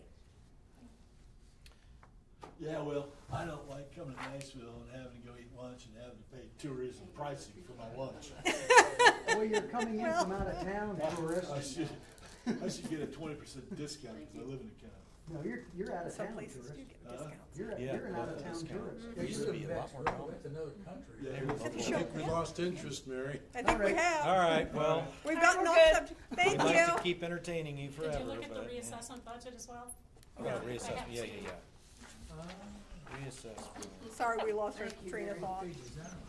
43, Thank you. or page 1. $118,000. That's for that guy who runs around the county checking What everything. tab would that be under? $200 for copier supplies. It's page 1. It's been, There you go. Should be right there. $11,000 Or you may have for just Form passed 11. it. It's right there with yours. It's because nobody Yeah, it's just 2 handwrote on pages that back. one. I was looking for the handwriting. Yep. Okay, all right. You had a little bit of an increase, is that just I'll come back in a year. cyclical review? Yes. Contracts are for a 4-year period. The contract was not renewed until after last year's budget process and everything, so I'm going to be asking for an additional additional appropriation for that line item. For it this, is- for this year? It's like, yeah, for this year, and then this budget reflects how much the annual contract amount is. Okay. And that'll be through 2029. Okay. And you re-upped it when? January 1st of 2026. Okay, so this year is gonna reflect that Yeah. cost all, Mhm. all the way through the year? Yep. Okay. Mhm. Okay. I think the amount I need to ask for is About 9,000 5,000, something. yeah. Yeah. Okay.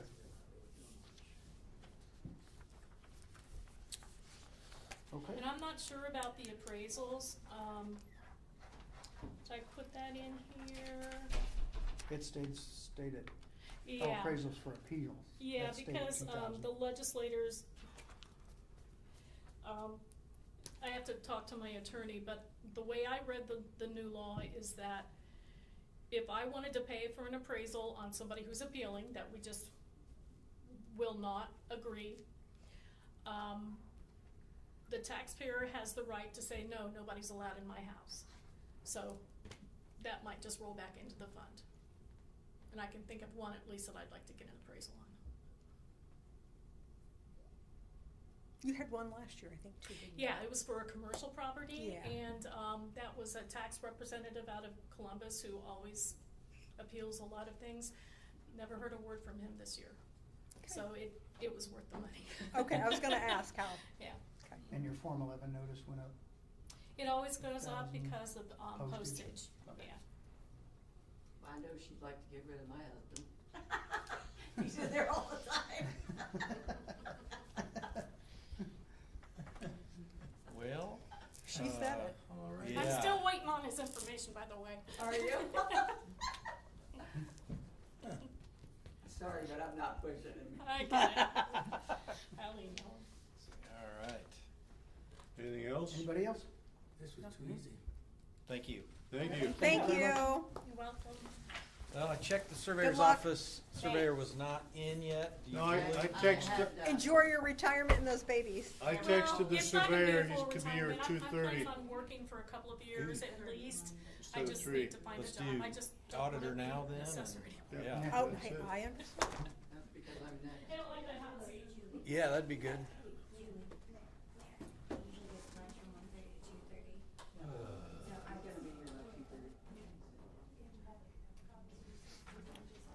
Go ahead, Julie. You wanna go next?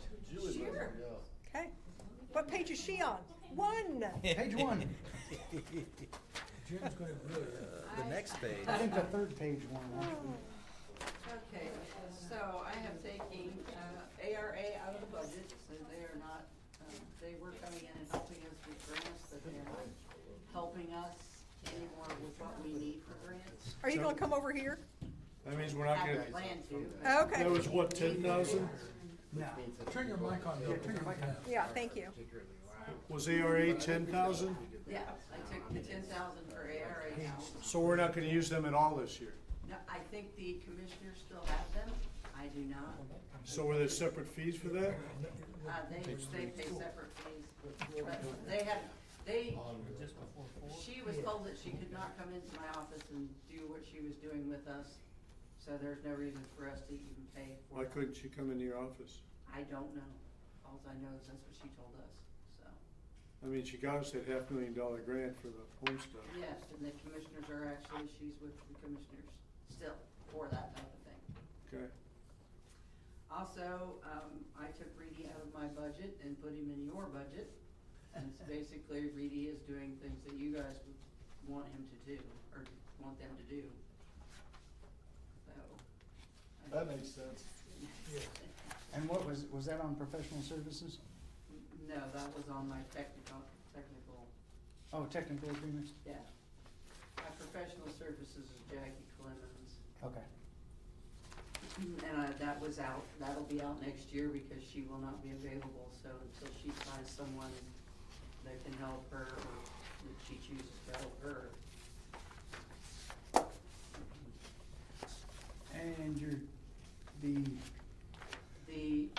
elected official went up. No, the elected official went down. No, for 20, it went, 26 adopted budget was 51. You don't have all of the 26 money in there, in this budget.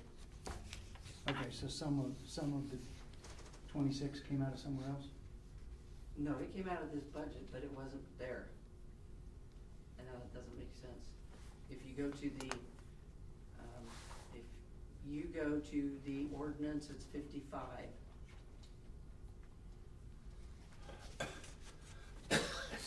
Yeah, the elected official went down, but she has her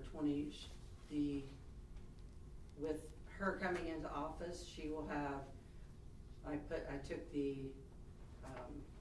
base salary with the stipend and her longevity, and that will be her pay for the year.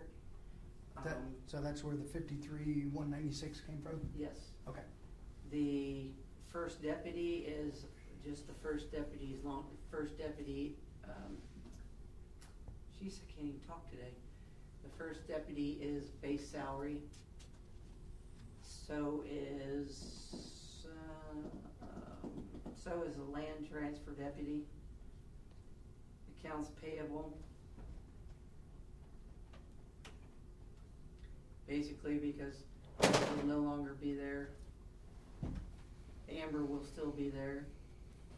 And I have no idea about Kim. So hers is still there, but I don't know whether she'll stay or not. So she'll have to just tell us what we Yeah. need to know when that happens or doesn't happen. Right. Pretty much everything else stayed the same. Did you put longevity in for Kim, in case she does stay? For Kim? Yeah. Okay. Yeah, I have Which one? longevity. Which one she's still, oh, compensation and employee benefits Yes. manager.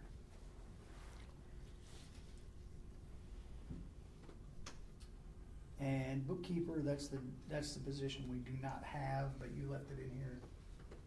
No, bookkeeper is somebody we do have. Amber's the bookkeeper. I thought she was doing something else. What's she? I also just hired She someone does. else as well. Okay. I'm not going to say she's a chief deputy because that will be up to her. Okay. What she wants for her chief deputy. Her and I agreed on the person that we hired. When's the start date for that? So you guys are The working 10th. together? Yeah, The 10th 10th of August. August. You So guys you- are working together? Yes. You have your first deputy, bookkeeper, compensation employee benefits manager, land transfer deputy, and accounts payable. Correct. We had also talked about creating a grants administrator. Yeah, but I didn't put that in there. Right, I know we had, but we had talked about that, so I guess for Andy coming in, Yeah. we had, because of the problem we've had She- over the years with grants, We we've got talked about it each part-time. department that has a grant has been managing their own or managing their own, Mm-hmm. sometimes not managing them. And we've got several that they don't get followed up on. It's a reimbursable that doesn't always get filed, so we don't get reimbursement. We've got some of the funds that have gone into the red.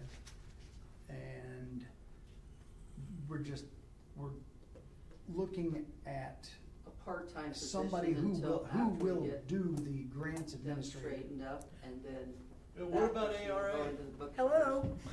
Yeah, go ahead. So, I know, I missed the last PAC meeting, so I don't know if it was discussed in there, but some of the PAC meetings that you were at, we have been talking with Christy McCann, who has found someone through the commissioners and the PAC about getting all of this done and in order, so that it will only take maybe a person in the office, maybe a couple hours. Yeah. And I don't even know if it's a day, a month, or That was the whatever. point I was about to Yeah, make. so it's not gonna be, I don't know that you would necessarily need a new person. It would be an addition to the Eventually, job this- description, so that once it's all set up by the people that, we've been looking at to do this, get it all in order and all the rules, the regulations, all that, then that list would be maintained by someone in that office, Bookkeeper. but not necessarily a new person. I hope I'm saying that correctly. No. Commissioners will be in here in a little bit, I'm sure they can correct that, Was but that chief deputy we talked about, or was it the bookkeeper? Book, that we had talked to it, yeah, that's what I was about to get to, was we were gonna roll, that, you know, like I said, initially contract with somebody to come in, who knows what they're doing, get everything in order, kind of set, I don't wanna say set policies, but, kind of determine the best practices of keeping up on it, create a program that we could incorporate into probably the bookkeeper. make it easier It's, on tracking. I'm probably, once it's all in order and done, maybe looking 3 or 4 hours a week as part of At the this, what do most, you think? probably. It should be, once it's. Just in tracking and keeping up with it. Yes. you know, So it's that would prob- change their job description, correct? Potentially. It would be additional, Yeah. but again, those are But it things would that be- would have to be Does that sent not to include WIS and. bookkeeper? I mean, that's Well, part that's of what I'm keeping. thinking, that's Yeah. why it seems like it would fit very well with bookkeeper, because you just monitoring. Is there part of it? We're not gonna be making the decision on whether that's gonna up somebody's pay, that's all I'm gonna end up at with, yeah. Yeah, so that's just gonna be part of the job description, that's gonna go to the WIS and see what happens with that. I'm confused. You're having a conversation, you guys are having a conversation about grant administration? Yeah. It's because And what happened to ARA last year, a year ago? they won't we do it, paid they don't ARA wanna do They it. won't do They it. paid them 10 grand. They're not interested in getting all the grants organized and put in some sort of process so they can be tracked, like, they're not interested in doing that, they don't So wanna do it. ARA says we don't wanna do that anymore? No, they were not, she was not allowed to do it, cause she was coming That's in why to we do it need a with. grants administrator. Okay, what happened to ARA? Okay, the year before, she was coming in and helping us try to get them organized and whatever. Right. Her boss told her she was not allowed to do that. 'Cause that wasn't part of it. It's not part of the function that they do. Correct. That was my So understanding. ARA decided, declined, that we're not gonna do that. That's not part of their function, Is it so. We because still have a because of relationship with liability? ARA? Yes, the commissioners still have a relationship with ARA. To do so what? What function? They actually go after grants for the county. Right, but isn't ARA specifically, kind of exclusively the, what's the SRF, State Revolving Fund? No. Okra. Okra, that's Yeah. right, Okra. Okra, thank you, Gary. Yeah, so they're specifically Okra. They are the ones that helped us get the major grant we just got For what? for the housing. $500,000 for housing. Yeah, I know, I remember that, they brought that to us. But it's not a huge amount that this person who's going to be Okay, getting things in order, all right, so what you're talking about is having, they've. amending a job description within the auditor's office. Yes. Eventually, That once, oversees Yeah. tracking any and all grants. yeah, once Yeah. it's eventually Okay. Which put is in what- order and All right. find out what the rules and regulations are and the Which reimbursements may and already those be in things. the job description and Yeah. considering the All bookkeeper right, I is just, the thank one who you, I took care of was it just forever. needed some clarity Okay. there. It's just because of all these, they've been neglected, some of Right. them not. Well, that goes back to this issue. So that's with what the- somebody would with do, the- is weekly they would, With the prosecutor's office, as an example. yeah. Right. That's So this is the major somebody reason. Who would, Is that what's driving it? Yeah, Okay. that's who would driving weekly me. or whatever for it. follow up on the grants and make sure everything's in order. Yeah, that's fine, that's. So we don't have this again. So that would have been caught way before Right, it got to where it's at. right, providing. that Now, person is that does clear the as job. mud, Andy? Yeah. Okay. And I have nothing else. Okay, That's it. motion to dismiss. Oh, no, we got Surveyor. Surveyor's coming in. Thank you, Andy, for coming in. Hey. That happens to be, you know what, I'm driving back from the AIC conference last year, Yeah. okay? And here's what flashed in my mind. The surveyor is the single most important responsibility in county government, Yeah. period. And I realize, and why I say that? It's property rights. Supposed to tell you. They do my boundaries. If they screw that up, then they can say, no, Kathy only owned 12 acres, not 15. So to make sure we got those, right? Because then the surveyor goes in and they have to write all those definitions of what you guys own, because you guys all own real estate, right? Which the assessor then values, but. What's the assessor then based has to on value the based on surveyor's. that description, right? Yep. So the whole tax thing And it gets back to property rights. What do I own? Yep. Yeah. So Joe, I'm having yours changed where I own like, about 30% of your real estate. And I'm gonna- I own all of mine within 300 yards, because that's what I'm zeroed in. And I put Pretty them much in- just So who's rent cutting your it now? property over here. No Uh-huh. public defender, You just just a rent. surveyor. You don't own anything. You never own it. You don't own anything. You Buy it die when and we're it's done, gone. right? That's right. You get limited use of it, right? Right. But I didn't realize that surveyor, that's a pretty So my important budget's gig. good, Pardon? my budget's good. No, we're gonna cut it behind your back. Oh, So are you the last one it's of the not day? up for- No, No, we got one more we got surveyor. one more. And we'll be here until 2:30. Huh? What time is it now?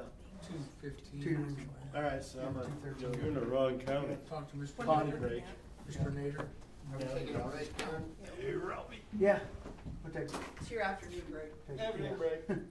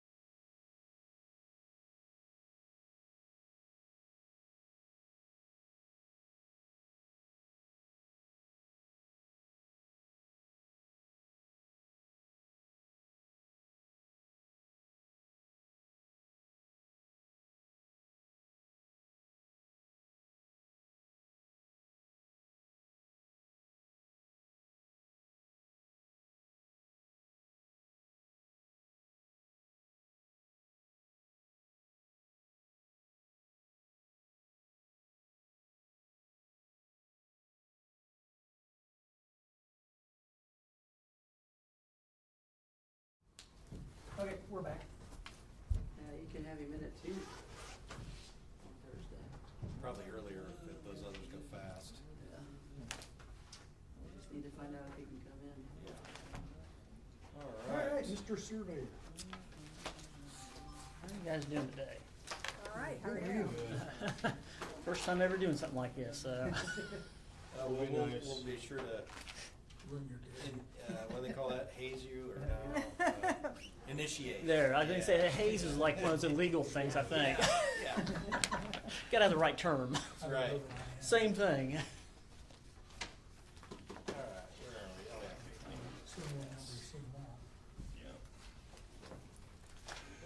we? Oh, yeah. We usually ask for like, what are the changes Okay. from last year? I just, for this year, looking at, want to increase Tom's, I kind of been discussing that since last year, and I will say that we've encompassed everything that Tom does. And most of the jobs that he's compared to for other counties, if they're comparing them to other counties, if they're not doing it just up to the WIS study, they're usually surveyor offices that have more personnel than one full-time guy. So since you're more active, does he become more active with the WIS stuff? Not the WIS, what's it, the GIS stuff and all that? We've been adding different layers to GIS. We've I been know, that's a very identifying. powerful tool. We've been identifying illegal splits that have been done, and you can find them every day. I mean, all day long. But Okay. he's doing a lot of research, looking into roads and trying to figure out, make sure which ones are public and which ones are private. And we've been addressing a lot of that. But he has been pretty, involved in the GIS now, even more so than before. But I do, there were some shortfalls in the description that was provided to WIS, I would say. And that fact that he runs the office. So my suggestion would be then, this, you guys can agree, disagree, is, explain that it's a one-man. One-man show. I mean, really, is there any other office that's one? A one-man show, and this person does this, this, and this. Yeah. Not necessarily compared to the same as a 4-person office. And these are the additional duties since you've come on that you have given this person. And these are the things that are within. So that, I think that way they get more of a fair, this Yes. is just my opinion, That's- a fair evaluation of what is being done. Yeah. And I even went on, these aren't comparing apples to apples. I just went on Indeed and I pulled up jobs in the local area. We're talking Jackson County, Bartholomew County, and just GIS jobs that are open. And I had tons of them last year when I submitted them after we got the WIS day back saying, look, that's not enough for anybody GIS. I've got a stack here of, but 1, 2, 3, 4, 5 different jobs, GIS jobs that are available locally. He has his certifications. And he meets, we're talking about one is Jackson County, and it pays 38 to 43 an hour. It's like 70 to 90,000. I know we can't compete with that, but we can't just be sitting by and letting, because in order to get somebody else, if he goes on, you're not going to get him for the same amount. We experienced that somewhat with our IT department before you were. Yeah. So those are my suggestions, and county council has other suggestions on how to articulate that to WIS to see if it comes up any differently, because we're sending it to WIS, we're not making those suggestions. I would like WIS to, WIS to reevaluate accordingly, and that's why I think I submitted a. You did. Okay. And they have it. He's currently a Pat A, right? Yeah. Yeah, I did see that. The only option we have on that would be to make him a Pat B. Okay. And from here on out, it's gonna be once a year that people can upgrade. We know that there was these few outliers that needed to be addressed. Mm-hmm. But from here on out, we'll only be accepting, the suggestions for change once a year, and they have to be in, before certain date, that kind of thing, which we have to set up, because we're not gonna be having our committee look at these 10 times a year, so, and WIS, because it costs us lots of money. Figure you just do it the one time a year, I mean. Well, so, and it's gonna have to be significant change, because it's gonna be coming to the committee, and if it's not something that's significant, we're not gonna send it on to WIS, so. But the ones we've accepted for this year, we're planning on doing those before. Right. Yeah, reviewing those soon so we can get them incorporated. Right, in the yeah, 27 that's why these were the salaries. outliers, so Yeah. that so that we're not opening the door for every office to be sending those to us. And so right now, you're trying to get everybody to the external midpoint or external low point, right, this year? External midpoint. This or year. Or a percentage of that. Not Okay. this year, but for 27. But for 26, it was external low point? You're trying to bring everybody up to the low point? Internal. We did the internal midpoint. Okay. No, you For did the- the internal low point. For people, yeah, it We was did a the material, low. yeah. We did the mid. No. For the people that were really low. Yeah. Are the ones that got it and the other people did not. Gotcha, okay. Ultimately, we would like to be as close to the external midpoint as possible. Probably not. Yeah, not necessarily, but that's. I mean, we'd like to. It's a goal, yes, we would like to. I mean, we wanna compensate people justly for what they're doing. The bad thing, it's a moving target every Yeah. year. Yeah. So, Well, they're in the picture And to we've got, reevaluate and we have for us. 15,000 people Yeah. in the county. Yeah, we only have so much money to go around. Yep. 15,000 people and half the county's untaxable. That's the problem. And we know you know that. Oh, that's the worst part. That's the worst part. If anybody in this building knows We that. know how much there is, and that's just,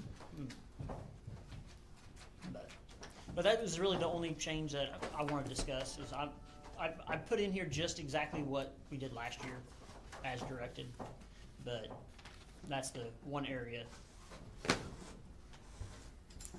that I think that it needs to be a item, but if we gotta wait on WIS, is that the consensus then, that we have to do that first? Yeah. Okay. Yes. And that's what we have hired them specifically for that purpose, so that Yeah. we. You don't we have to make, Yeah, we don't want, subjective decisions being made by, individuals yes, within. And based on- it- So, I mean, we just want it as factual and objective as possible. okay. Now, will they do a interview or anything like that, or they just will look at the new job description only? Well, she said she's gonna send, maybe she sent you the questionnaire, but if you need to add to that, the WIS questionnaire, For the job classification for the change. job Well, classification change. He's already sent you guys. I know, but if he needs to add to it beyond that, Like you were saying, do you want me to specify exactly what, the more specifics the better. how it's different than other, I would, Okay. I mean, it may not change the idea. because that but- really wouldn't go in the job description per se? I know, but I think you need to know, well, if he's doing things that other counties aren't doing, That's true, Yeah. okay. I mean, if you I'll read through it, but I think I got everything, I think I have everything in it, but I'll Should check. submit those 5 sheets too, to show what the current pay grades are locally, Mhm. so, because they're gonna use. well, they should have, They should, but They should apparently, I have- mean, I don't know if they're apples and apples. Well, you're looking at private sector versus, well, there is one public sector one here, and it's in Bartholomew County, it's 57 to 86. and I don't know I can't remember if they looked at private sector, do you? Yeah, they did. I don't Did think they? so. No, why would they look at private? I think they just compared It was municipal. Yeah, I because, think they because looked it's, at it, but I think they compared, I just left our comparison to public. Okay. because that's what we deal with, is public Yeah. funds, so. I've got it all here if you want me to read it to you. Yeah, I please, just- do you mind? I We're just- gonna have to I do 2 can't remember off the readings. top of my I do, head. I got 2 or the 3 whole readings, file. maybe. Yeah. The whole thing, start to Read it. finish. By title, also. It'll take about an hour and a half. Yeah, okay, we got time. Yeah. We've I had mean, that. it's something, I understand. a comparison with private sector is something to And the- consider, because we do, we are in competition with private sector. We are, but We can't Compete. even compete. we with- can't. No. Can't even compete with other municipalities, there's no way we can compete with private sector. Yeah, and that's what I mean, it, just have to see and compare what the damage could be, but I don't know, so. And we're only an office of one person, so 1.5, if you wanna call it that, So you guys want a couple $100,000 a year each? Oh, yeah, I That's mean, like- that would be, Gosh. And we'll even turn some You back. need to write that down. I think our whole budget was like 80 something. Yeah, you didn't ask for a 85 to penny 30. more, did you? No, I you mean, No more than last year. I- same exact, thank you for that. Actually, it's less than last year. Well, no, your, Well, your sheet here Maybe here $100. shows $100 more. $100 more, are you kidding me? Let's talk about that that. longevity thing gets you, I tell you. Yeah, oh boy, well, this is gonna take a while. Here we But go. Longevity got left out. Well, I think, Other position. Well, I think, GIS administrator did not get longevity added. did he not? I thought he did. I thought you did too. Nope. Well, 48, how are we giving it? 743, 26, and 48, That's 743, pretty good 27. longevity, but Because the sheriff's department in 2022, this came from both of them, under Scott Sutherland, decided to do a matrix system, which I They're can the probably same pull here. out somewhere. I mean, different. They're different here. 48,643 And and we agreed to that. 48,743. Actually, Julie Yeah. has the minutes. He did and- get it. Yeah. everything. She does, yes. That's- On that, it says 743. That's how That is- that that all is- ended. that is true. Yes. It's still, when the place we find ourselves in right now, where So then longevity it is would at a be- premium. Oh, it should be 843 then. Yeah. Very that's important not what that I've we got may wrong. need to It's reassess it, adopted is kinda, I think what he's Or asking it's us. going to, it's going to, Well, it's gonna be completely over. Well, we want to get that too. rolled into. Hey, looky here! Well, Oh I my goodness! No, it's okay. You're, I had a meeting on a farm in Monroe County and just got back from there. I thought I'd head that's back. okay. Good timing. Great timing, yeah. Tim, I think we're probably done with. So when are we gonna do this thing with WIS? What's the timeframe? Well, we need to. We've been talking about it for Well, we need to months. set up our committee people to go over it and send it to WIS. We need to get her done. Get her done. So Darren, set a date. Get her done. You three are the committee. Yeah. You that's right. were. I was. Gary said he was gonna volunteer, nobody volunteered, so I was like, I'll take it, and then he said he couldn't. Yeah, I'm gonna check for Okay. He could- Okay. I was gonna say, because Now we know. So now Unless we you know. want it. I'm sure Now Tom's you gonna know. want it. No, I'm not. Yeah, I mean, So let's, I'm not that bored. that's okay, I need to check. I'm not either. so let's, do we wanna set a time right now, or do we wanna set a time at the end of our hearing? Let's give us those. We can go through Okay, all this, and then we'll talk. Well, Alright. no, actually, to give it to us, we'll probably get a lull in the hearing and we could probably sit here and do it. Okay. maybe. give what to you? We don't know. I think we're done with the surveyor, right? Let's Well, turn he's it still loose. got some Well, things he we're- needs to hand in. We're, how many, No, I mean, how as many far as our positions budget do you have to discussion. review? Are you gonna Well, check except that too? he needs to hand in to Julie. I So mean- once he gets that handed in to Julie, whether it could be tomorrow, then we can review it as soon as we can. Okay. So, No Okay. Are you pressure. gonna check to see what you've already turned in, see if it has everything in it? Yes. Okay. Yeah. No pressure there. Okay. yeah, thank you, Tim. All right. Appreciate it. Thank you. Thank you. Coming early, And Tim. then No once you- problem. And then once you get that, Julie, is then the Yeah, committee I've can- got it. how many years? There's what, Half a dozen? Half a yes, dozen. roughly, yeah. Okay. Give or take one or two. So it'll take you about 10 minutes. Oh, yeah, at least. Because they're right here, it says Are you it. shopping? While we're, Rick, you wanna come on up? Council, texted back and forth with Brad about a time for him to come back. Brad can come back just Wednesday morning only. They don't have their team Thursday afternoon. So he would suggest Wednesday, 9 a.m., tomorrow morning, 9 a.m. We've got half an hour. He said they've got information on the school resource officer for us already. Okay. So we'll just need to be really efficient if that works for everybody. Works for me, we'll be here at 9. Yeah. All right, I'll let him know. On a wait, That's but fine. we'll be here. So We got the highway department afterward at 9:30. Yep, So just keep that in mind. yep. We got planning. Scott, Yo. Scott, Yeah. can you make sure you're here on time? Yeah, not 25 minutes later. No. No, okay, You need to yeah. be here at like 8:45. Okay. I'll try, just for you. All right. Okay, Rick, I've already told him that your budget hasn't changed, it's the same as last year's. I think it's been the same since COVID, probably. Well, we're very fortunate. We have had years where we've had to come and ask you for $50,000. Remember, you're 34,000 above our budget. murder trial. We had one other guy that, his last name was Guy, that the gift that kept on giving. It's just like, appeals and court and everything else. So we've had to go outside sometimes and right now we're doing a little bit of that. Our public defender, Dan Reuter, passed away. He was a contract public defender, meaning that we paid him just a contract fee, no health care. He was, I think, 91 or something like that when he passed away.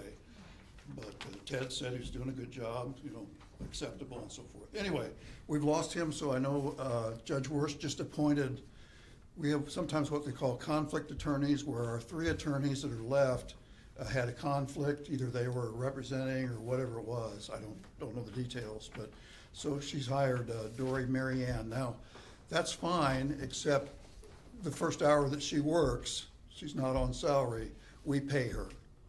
So that's $120 an hour, just right off the bat. So that hurts us somewhat. But we've lived within this budget for a number of years, but we never know. If there's a big trial, we can end up in the hole. So on top of that, we get 40% reimbursement, much of what we do. The salaries, a lot of the things are included in that. That goes into the general fund. So the Public Defender Board budget about $202,000, I think $203,000, Julie. We don't see that come back to the budget, but that goes to the general fund, and of course is usable by the county council. 220. 220, okay, it's a little more That's than the I remember. revenue? What's that? That's the revenue? The 40% reimbursement comes from the state, as long as we abide by their rules, and that requires a report. Sherry Brown does the report for us. We give her a stipend for doing that. We couldn't do it without her. She works on the judge's staff. She is awesome. She keeps us on track. She's just wonderful. So she's not on salary. This is, of course, she works for the judge, but she's her criminal defense or criminal case person. So we end up with her helping us with the report and just doing it every time. And that goes to Julie and goes to Tom Barr, our chairman. So we're a 3-member board. We're all volunteer, no salary, anything like that. Looks good. Thanks for. So we do have a new public defender coming on board. He was made the offer, I think, yesterday. A gentleman that he had interviewed with us before.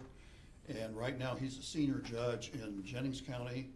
Young guy, though. And he's going to be coming on board, I think, hopefully about August 10th. So once we get him on board, then he'll start getting assigned cases. He is or was a senior judge? He is now a senior judge. He's not that old, but he's a senior judge. He's got time to do the defender work? Oh, yeah. But he won't be doing the senior judge. You cannot be a senior, I don't know why. wondered about You that. cannot be a senior judge anywhere, whether in Brown County or Jennings County or any place. So he will become public defender. He does have his own private business like the others do. Does he drive up here from Jennings, or? We drive up here from Jennings. Lives, I think, in Vernon, North Vernon, right there. So, yeah. But he told us in the interviews, we hired Eric from Johnson County at the same time we were interviewing him. So we should be in good shape real soon. Okay, Great. Okay? all right. Appreciate it. Thank Thanks you. for coming Okay. in. Yep. Appreciate it. Sorry, I Yeah, Julie, you're a I just little missed the late, email. but yeah, it's okay. I only get about 100 a day, Yeah. so sometimes I don't get through very well. It's actually Thank some you. divine Thank you. intervention, because you got in here right at exactly the right time. Perfect, yeah. Well, I was over there in a meeting and I went home, changed clothes real quick. And Thanks, Julie. Thank you, Yeah, Rick. thank you. Thank you. Well, we're not gonna convene, or, We're not going to Adjourn. adjourn. Why? Anybody have any discussion, anything Oh, that's right, for now? we're gonna quit. Anyone? No, I think hopefully you've been taking notes on things we need to talk about. Everything went very Yeah. well. I move we don't adjourn. We're gonna recess Till tomorrow morning. until tomorrow morning at 9 o'clock.